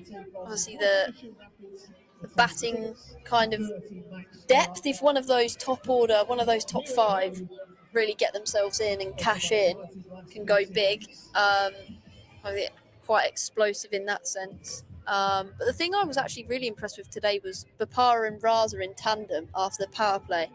I thought that was really kind of crucial and stem the flow when Yorkshire were getting going. But yeah, I think they probably did concede a few too many. We thought that it was probably going to be a 160 game, and obviously they've managed to get up to 157 in a chase. So had it have been maybe 15 runs less, 170, I think you're only losing by 13. Could have been a bit of a different game. But you've got to say hats off to Jordan Thompson and the way that he's gone in all 3 facets today. He finished the innings brilliantly and responded with exactly what his Yorkshire teammates and coaching staff would have wanted from him. Performed his role brilliantly well and ultimately made a significant match-winning contribution for them. Yeah, well, Yorkshire victorious by 29 runs. Vasconcelos scored 37, Bretsky 11, David Willey 7, Ravi Bopara 35, Save Zabe 10, Sikander Raza went without scoring, Lewis McManus 26, George Bartlett 5, Sanderson 10 not out, Scrimshaw 6 not out, pick of the bowlers, absolutely. Jordan Thompson 3 for 18 off 4 overs, wickets for Don Best 2 for 20 off 3, Revis 2 for 42 off 4 overs, and the 1 wicket for Dan Moriarty will 30 runs. Next up for the two teams, Friday night here under lights against Worcestershire for the Northants Steelbacks, and Yorkshire Sunday the 9th of June against Derbyshire at home at Headingley. My name's Dan Jadzovic. Chris Little, thanks for joining me, and Joe throughout the course of the day. Joe Gardner, thanks for your time as well. Congratulations Yorkshire, and Northants fans will see you on Friday night for... No, we won't, because it's on Sky, isn't it, that game? So it won't be a live stream that day, but we'll see you someone soon. Enjoy that game.